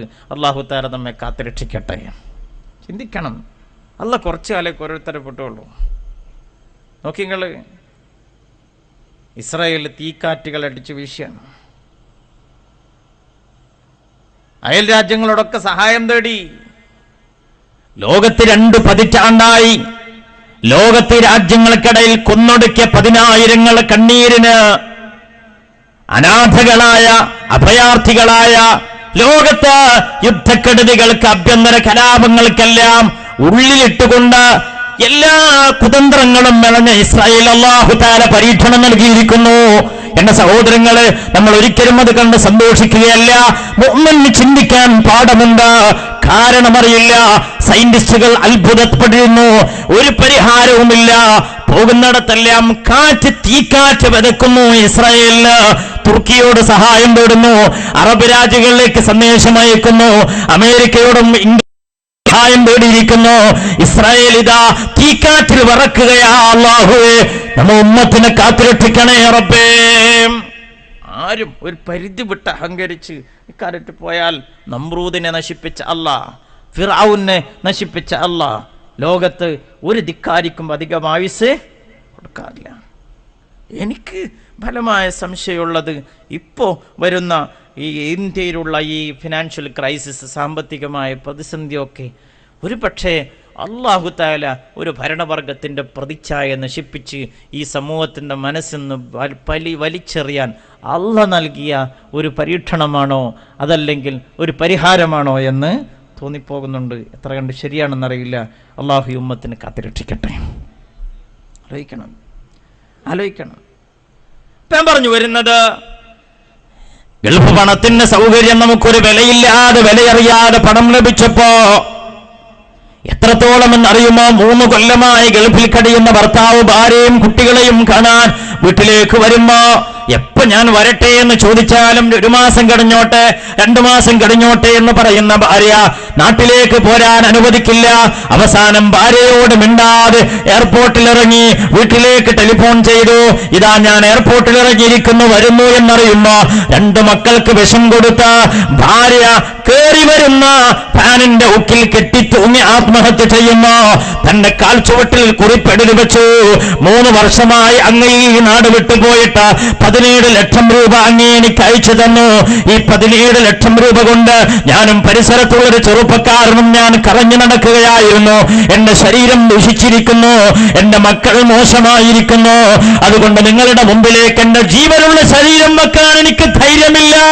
അതുകൊണ്ടിതാ ഞാനും എന്റെ മക്കളും ജീവനൊടുക്കുന്നു എന്നെഴുതി വെക്കുമ്പോ പ്രതീക്ഷയോടുകൂടെ കടൽ കടന്നു വരുന്ന തന്റെ പ്രിയപ്പെട്ട ഭാര്യയും മക്കളെയും കാണാനുള്ള കൊതിയോടുകൂടെ ഒരു പ്രവാസി വാതിൽ തുറക്കുമ്പോ കാണുന്നത് കയറിൽ തൂങ്ങിക്കിടക്കുന്ന ഭാര്യയുടെ ഭൗതിക ശരീരമാകുമ്പോ, പണിഞ്ഞു മരിച്ചു കിടക്കുന്ന തന്റെ മക്കളുടെ ഭൗതിക ശരീരമാകുമ്പോ, എന്റെ സഹോദരങ്ങളെ, വഴിവിട്ടുപോയാൽ ഭർത്താവിന്റെ സാന്നിധ്യത്തിൽ ഭാര്യയുടെ ശരീരത്തിന്റെ സുരക്ഷിതത്വം, അതോടൊപ്പം തന്നെ ഭർത്താവിന്റെ സമ്പത്തിന്റെ അമാനത്ത് വീട്ടാൻ ഭാര്യമാരായ സഹോദരിമാരെ നമുക്ക് ബാധ്യതയുണ്ട്.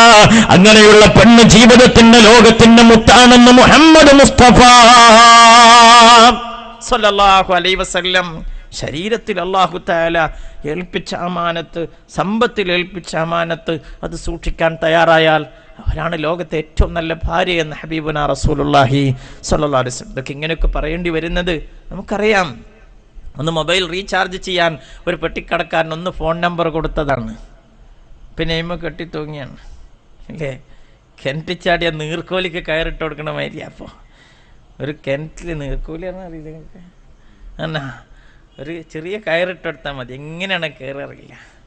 ഫാൻ നന്നാക്കാൻ ഒരു ഇലക്ട്രീഷ്യൻ വന്നതാ, പിന്നെ ഓനാ സ്ഥിരം നന്നാക്കൽ തുടങ്ങി. തയ്യൽ മെഷീൻ നന്നാക്കാൻ ഒരുത്തം വന്നതാ. കുട്ടികളെ ഓട്ടോറിക്ഷ കൊണ്ടുപോണ ഡ്രൈവറാ, പിന്നെ കുട്ടികളെ മാത്രമല്ല ഒക്കെ തുടങ്ങി. ഞാനിതൊക്കെ ഇവിടെ ഏതെങ്കിലും സംഭവങ്ങൾ ഉണ്ടെങ്കിൽ ഞാനത് അറിഞ്ഞിട്ടില്ല. പൊതുവെ സമൂഹത്തിൽ നടക്കുന്ന സംഭവങ്ങൾ അങ്ങനെ ഉണ്ട്. ചിലയിടത്തൊക്കെ കുടുങ്ങി. ഞാൻ കാസർഗോഡ് വെച്ചൊരു വെറുതെ ഒരു വീരാക്കാൻ്റെ കഥ അറിഞ്ഞു. അപ്പോൾ നോക്കുമ്പോൾ ഞാൻ ഈ പറഞ്ഞതേ സ്വഭാവമുള്ളൊരു വീരാക്കൻ്റെ മുമ്പത്തെ മുമ്പിൽ വടിയും പിടിച്ചിങ്ങനെ വരുന്നുണ്ട്. പടച്ചമ്പുരാനെ കാസർഗോട്ടുകാരാണ്, എന്തായാലും സ്വഭാവം എന്നറിയില്ലല്ലോ. അപ്പോൾ മൂല്യരെ ആരെന്നെക്കുറിച്ച് നിങ്ങളോട് പറഞ്ഞു വെച്ചു. ഞാൻ പറഞ്ഞു മൂപ്പരെ പേരെന്താണെന്ന്, മൂപ്പര് ഏതാ ഫുലാനൊന്നും എനിക്കറിയില്ല. അപ്പോൾ ചുരുക്കി പറഞ്ഞാൽ ഏതെങ്കിലും നാട്ടിൽ അങ്ങനെ സംഭവിച്ചിട്ടുണ്ടെങ്കിൽ ഞാൻ അതിന് ഉത്തരവാദിയല്ല. പൊതുവെ സമൂഹത്തിൻ്റെ അവസ്ഥയാണ് ഞാൻ പറയുന്നത്. എന്താ സംഭവിക്കുന്നത്? പ്രത്യേകിച്ചും മധ്യവയസ്കയായ അമ്മമാർ ഒളിച്ചോടുന്ന, വീട് വിട്ടിറങ്ങിപ്പോകുന്ന സ്ഥിതി വളരെയധികം കൂടിക്കൊണ്ടിരിക്കുകയാണ്. താൽക്കാലികമായി വന്ന ഒരു മോഹത്തിന് വഴങ്ങിയിട്ട് നാട് വിട്ടു പോയാൽ 2-4 മാസം കഴിഞ്ഞുകൊണ്ട് കറിവേപ്പില പോലെ അവർ വീട്ടിലേക്കും ആർക്കും വേണ്ടാത്ത എടുക്കാത്ത നാണയമായി പോകുന്ന രംഗവും നമ്മൾ കണ്ടുകൊണ്ടിരിക്കുകയാണ്. അതെൻ്റെ ഉമ്മമാർ, എൻ്റെ സഹോദരിമാർ, വലിയ ക്ഷമ വേണം. പ്രത്യേകിച്ചും ജീവിതത്തിൻ്റെ ആരോഗ്യപൂർണമായ നല്ല കാലം ഭർത്താവിൻ്റെ സാന്നിധ്യത്തിൽ ഒരുപാട് പ്രലോഭനങ്ങൾക്ക്, ഒരുപാട് ചൂണ്ടകൾക്കിടയിലൂടെ അള്ളാഹുവിൻ്റെ ദീന് മുറുകെ പിടിച്ച് മുന്നോട്ട് പോകുക എന്ന് പറഞ്ഞാൽ ഏറ്റവും വലിയൊരു ജിഹാദാണ്. അള്ളാഹുവെ നമ്മുടെ സഹോദരിമാർക്ക് ഹിമ്മത്ത് കൊടുക്കണേ തമ്പുരാനെ. വലിയ വിഷയമാണ്. പ്രത്യേകിച്ചും നമ്മുടെ മുമ്പിൽ കാണുന്ന മീഡിയകൾ, നമ്മുടെ മുമ്പിലുള്ള സാഹചര്യങ്ങൾ എല്ലാം തിന്മക്കേറെ അനുകൂലവും തിന്മയുടെ സാഹചര്യം വെച്ച് നീട്ടുന്നതുമാണ്.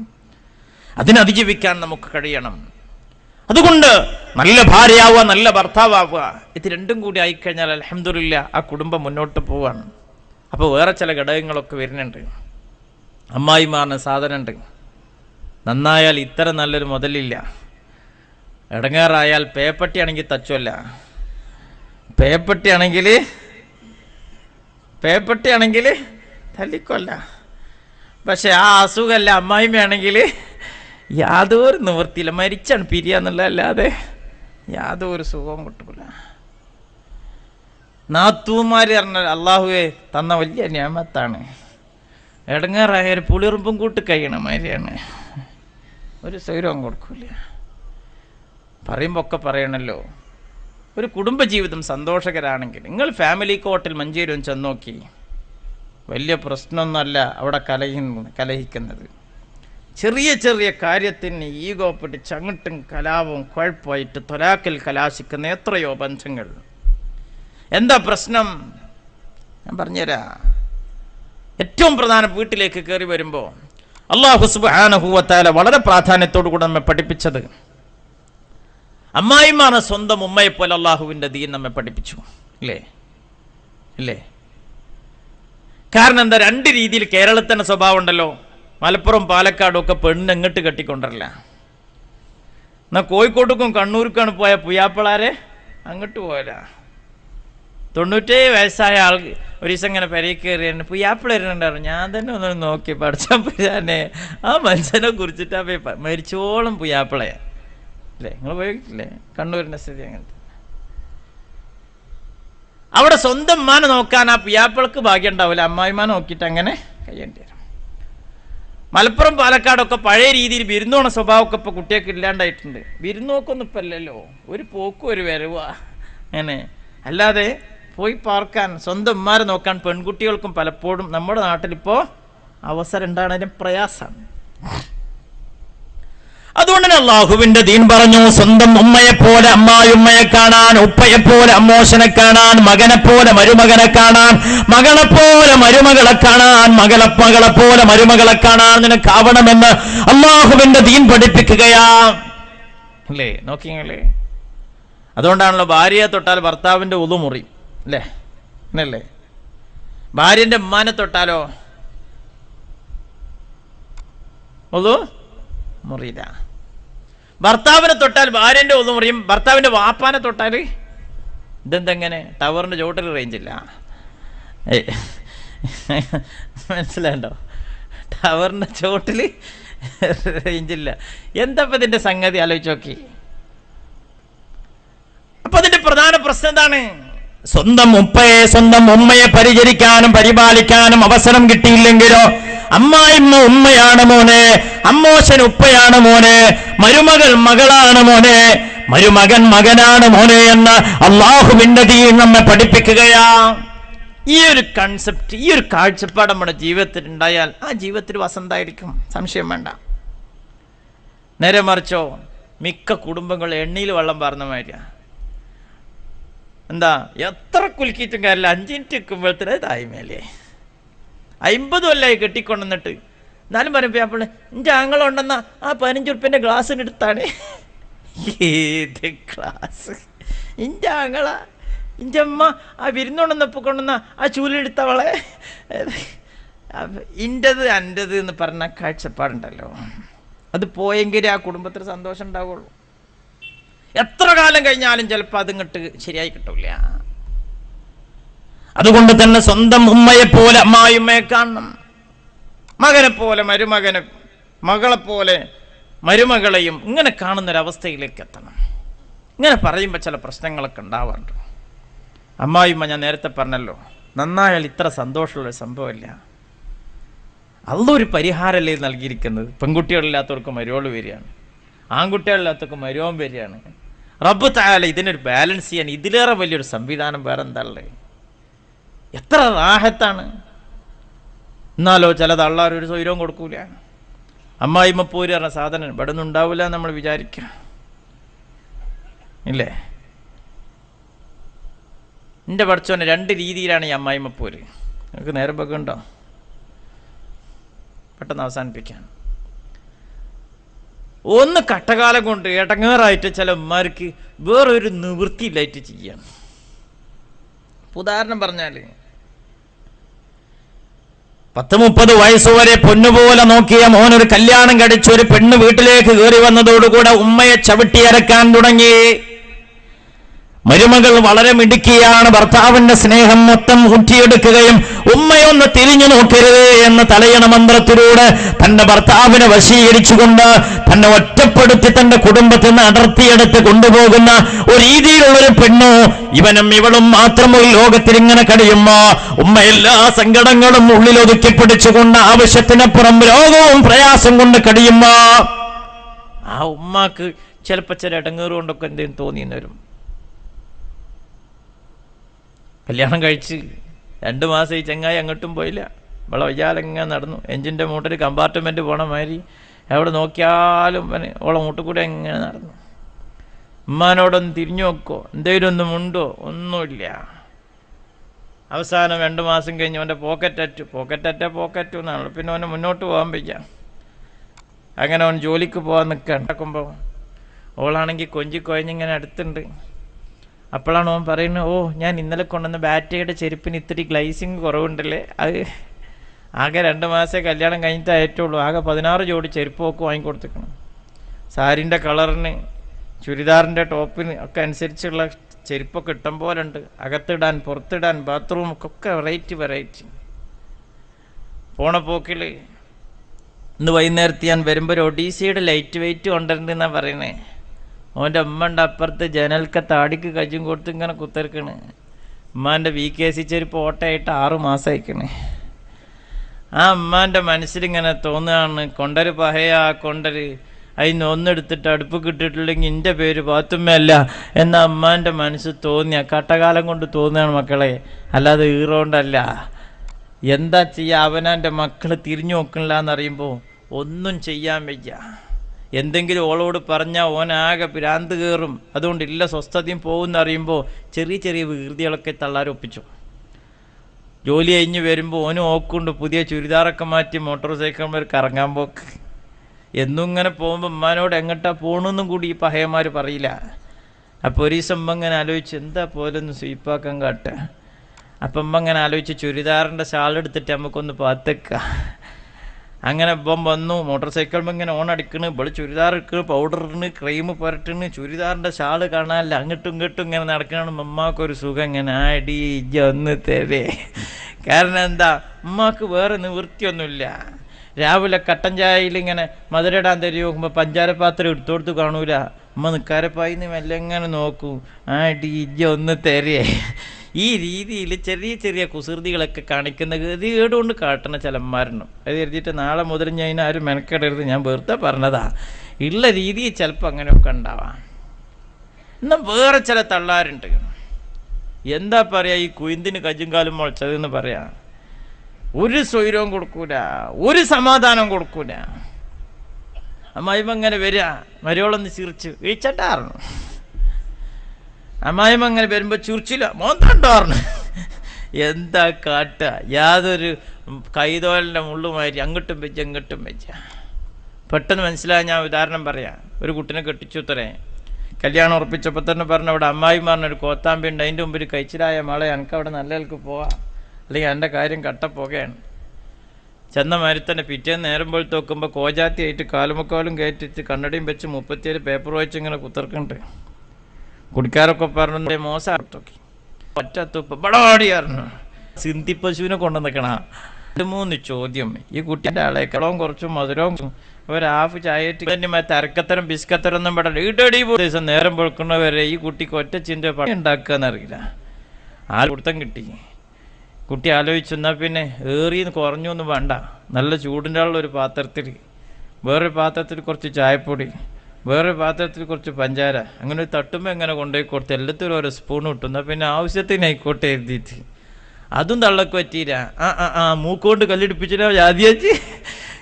ഒരു ഗ്ലാസ് ചായ ഉണ്ടാക്കാൻ എനിക്ക് വെച്ചെങ്കിൽ ഇറങ്ങടി, ഈമാനോടെ മൗത്താക്കണേ ദ്വാർക്കാന്നുള്ള അതൊരു ഉണ്ടോ മരിച്ചാണ് പിരിയാതെ ആ കുടുംബത്തിൽ സ്വസ്ഥതയും കൊടുക്കൂല. അപ്പം ഞാൻ എൻ്റെ മേലൊരു ചങ്ങായി വന്നിട്ട് ഒരു ദിവസം പെരുന്നാക്കണം ഒരു ഒഴിച്ചു, ഒരു സ്വൈരവും തരുന്നതാണ്. എന്ത് ചേച്ചി?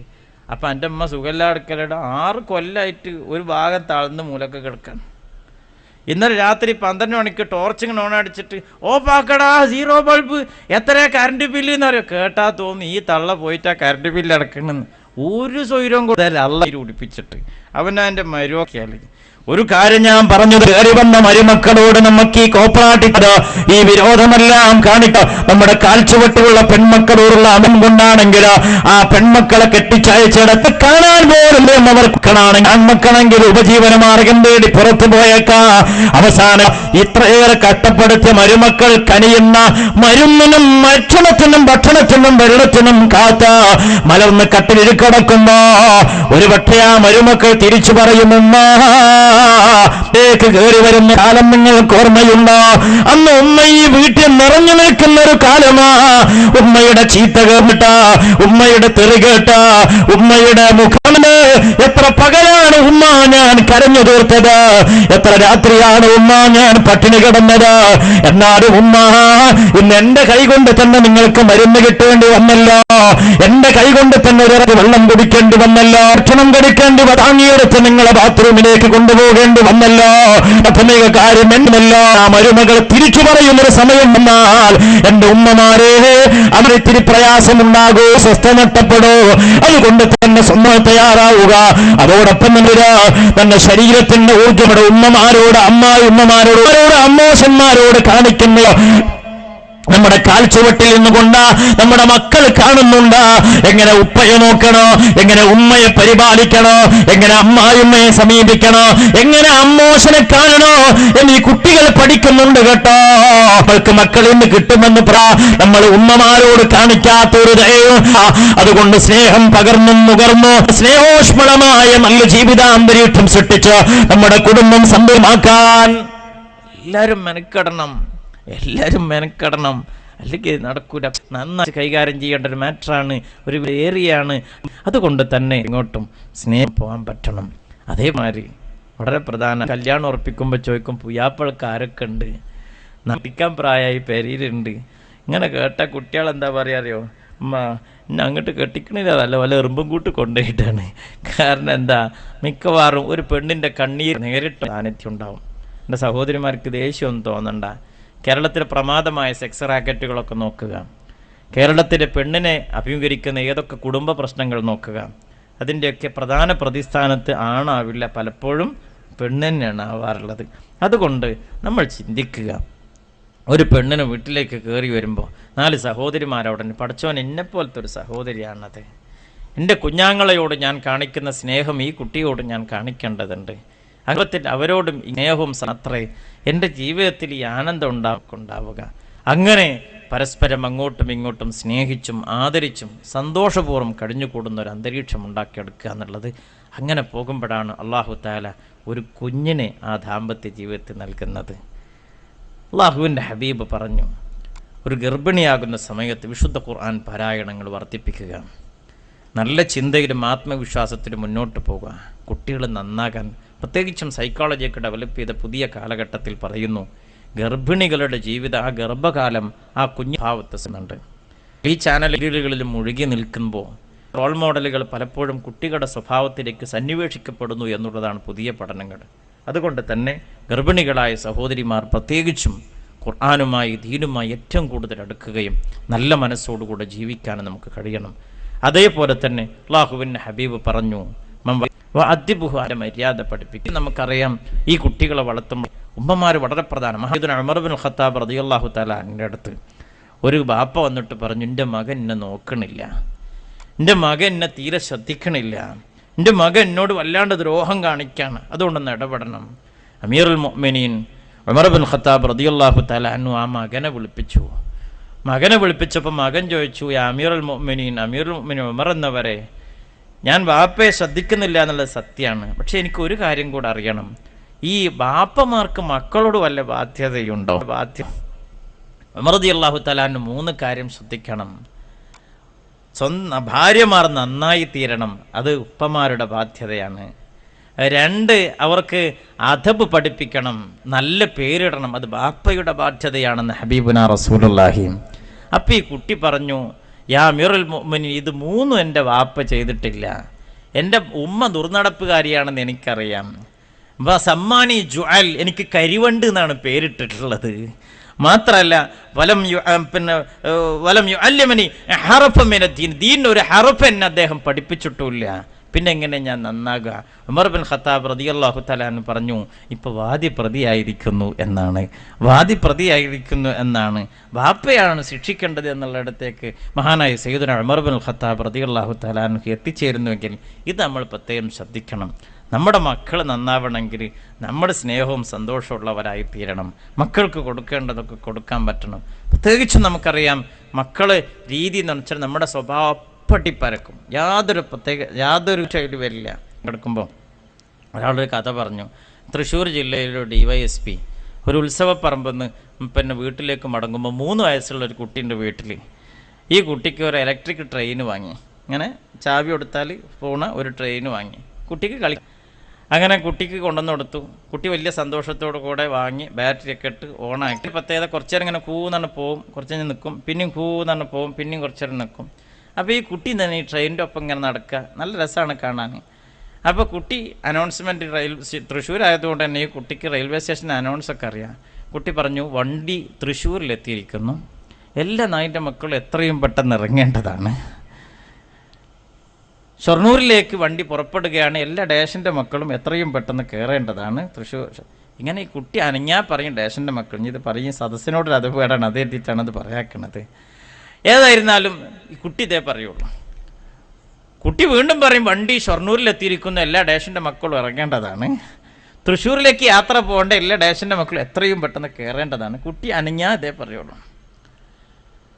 അതിൽ ഈ പോലീസുകാരനായ തന്തക്ക് ദേഷ്യം പിടിച്ചു. അയാൾ ആ ട്രെയിൻ വാങ്ങിയിട്ട് ഓഫാക്കി റാക്കിൻ്റെ മുകളിലിട്ടു. കുട്ടി കജ്ജും കാലിട്ട് അടിച്ച് കരയാൻ തുടങ്ങി. കുറേ കരഞ്ഞപ്പോൾ തന്ത അച്ഛൻ വന്നിട്ട് പറഞ്ഞു, മോനെ, ഈ പറയുന്ന ഡേഷൻ്റെ മോൻ എന്ന് പറയരുത്, മാന്യ യാത്രക്കാരെന്ന് പറയുമെങ്കിൽ നിനക്ക് തരാം. അപ്പോൾ കുട്ടി പറഞ്ഞു, എന്നാൽ അങ്ങനെ പറഞ്ഞോളാം. കുട്ടി പറഞ്ഞു, വണ്ടി തൃശ്ശൂരിലെത്തിയിരിക്കുന്നു, മാന്യ യാത്രക്കാർ എത്രയും പെട്ടെന്ന് ഇറങ്ങേണ്ടതാണ്, ഷൊർണൂരിലേക്ക് പോകേണ്ട എല്ലാ മാന്യ യാത്രക്കാരും എത്രയും പെട്ടെന്ന് കയറേണ്ടതാണ്, വണ്ടി അരമണിക്കൂർ വൈകിയാണ് ഓടുന്നത്, അതിന് കാരണം ഒരു നായിൻ്റെ മോനാണ്. അപ്പോൾ ഈ കുട്ടീൻ്റെ മനസ്സിൽ നിന്ന് അത് പോയിട്ടില്ല. കാരണം എന്താ? കുട്ടി അനങ്ങാ കേൾക്കണ തന്തൻ്റെ അടുത്ത് നിന്ന് എന്താണ്? ഡേഷൻ്റെ മോനെന്ന പോലീസ് ഭാഷയാണ്. അപ്പൊ അവിടെ നമ്മൾ ചിന്തിക്കേണ്ട, ചെറുപ്പകാലമിലുള്ള ശീലം മറക്കുമോ മനുഷ്യരുള്ള കാലം, കരാസ്കരത്തിൻ ഗുരു പാലിലിട്ടാൽ കലാന്തരേഷം ഇപ്പതുണ്ടോ കയ്പ. കാഞ്ഞരക്കായ 1000 കൊല്ലം പാലിലിട്ടാലും അതിൻ്റെ കയ്പ് മാറൂല എന്ന പോലെ കുട്ടികൾക്ക് നമ്മൾ കൊടുക്കുന്ന മെസ്സേജ് അത് കല്ലിൽ കൊത്തിയ പോലെ അവരുടെ ജീവിതത്തെ സ്വാധീനിക്കുമെന്നുള്ളത് കൊണ്ട് നമ്മുടെ മക്കൾ നമുക്ക് നിധിയായി മാറണമെങ്കിൽ, ദുന്യാവിൽ നാട് ആഖിറത്തിലും ഖബറിലും നമുക്ക് ഉപകരിക്കുന്ന ഒരവസ്ഥയിലേക്ക് എത്തിച്ചേരണമെങ്കിൽ അവർക്ക് നല്ല തെർബിയത്ത് നൽകി വളർത്തുക. അങ്ങനെ ഭാര്യ ഭർത്താക്കന്മാർ, ഉമ്മയും മക്കളും, ഉമ്മയും ഉപ്പയും, അതേപോലെ തന്നെ കുടുംബത്തിലെ മറ്റു അംഗങ്ങളും സന്തോഷത്തോട് കഴിയുന്ന ഒരവസ്ഥാവിശേഷത്തിലേക്ക് നമ്മുടെ കുടുംബാന്തരീക്ഷത്തെ മാറ്റിയെടുക്കാൻ കഴിവിൻ്റെ പരമാവധി നമ്മൾ ശ്രമിക്കുക.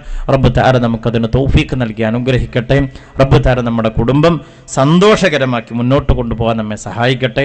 ബിഫദ്ലി സ്വല്ലല്ലാഹു അലാ മുഹമ്മദ് സ്വല്ലല്ലാഹു അലൈഹി വസല്ലം സ്വല്ലല്ലാഹു അലാ മുഹമ്മദ് സ്വല്ലല്ലാഹു അലൈഹി വസല്ലം.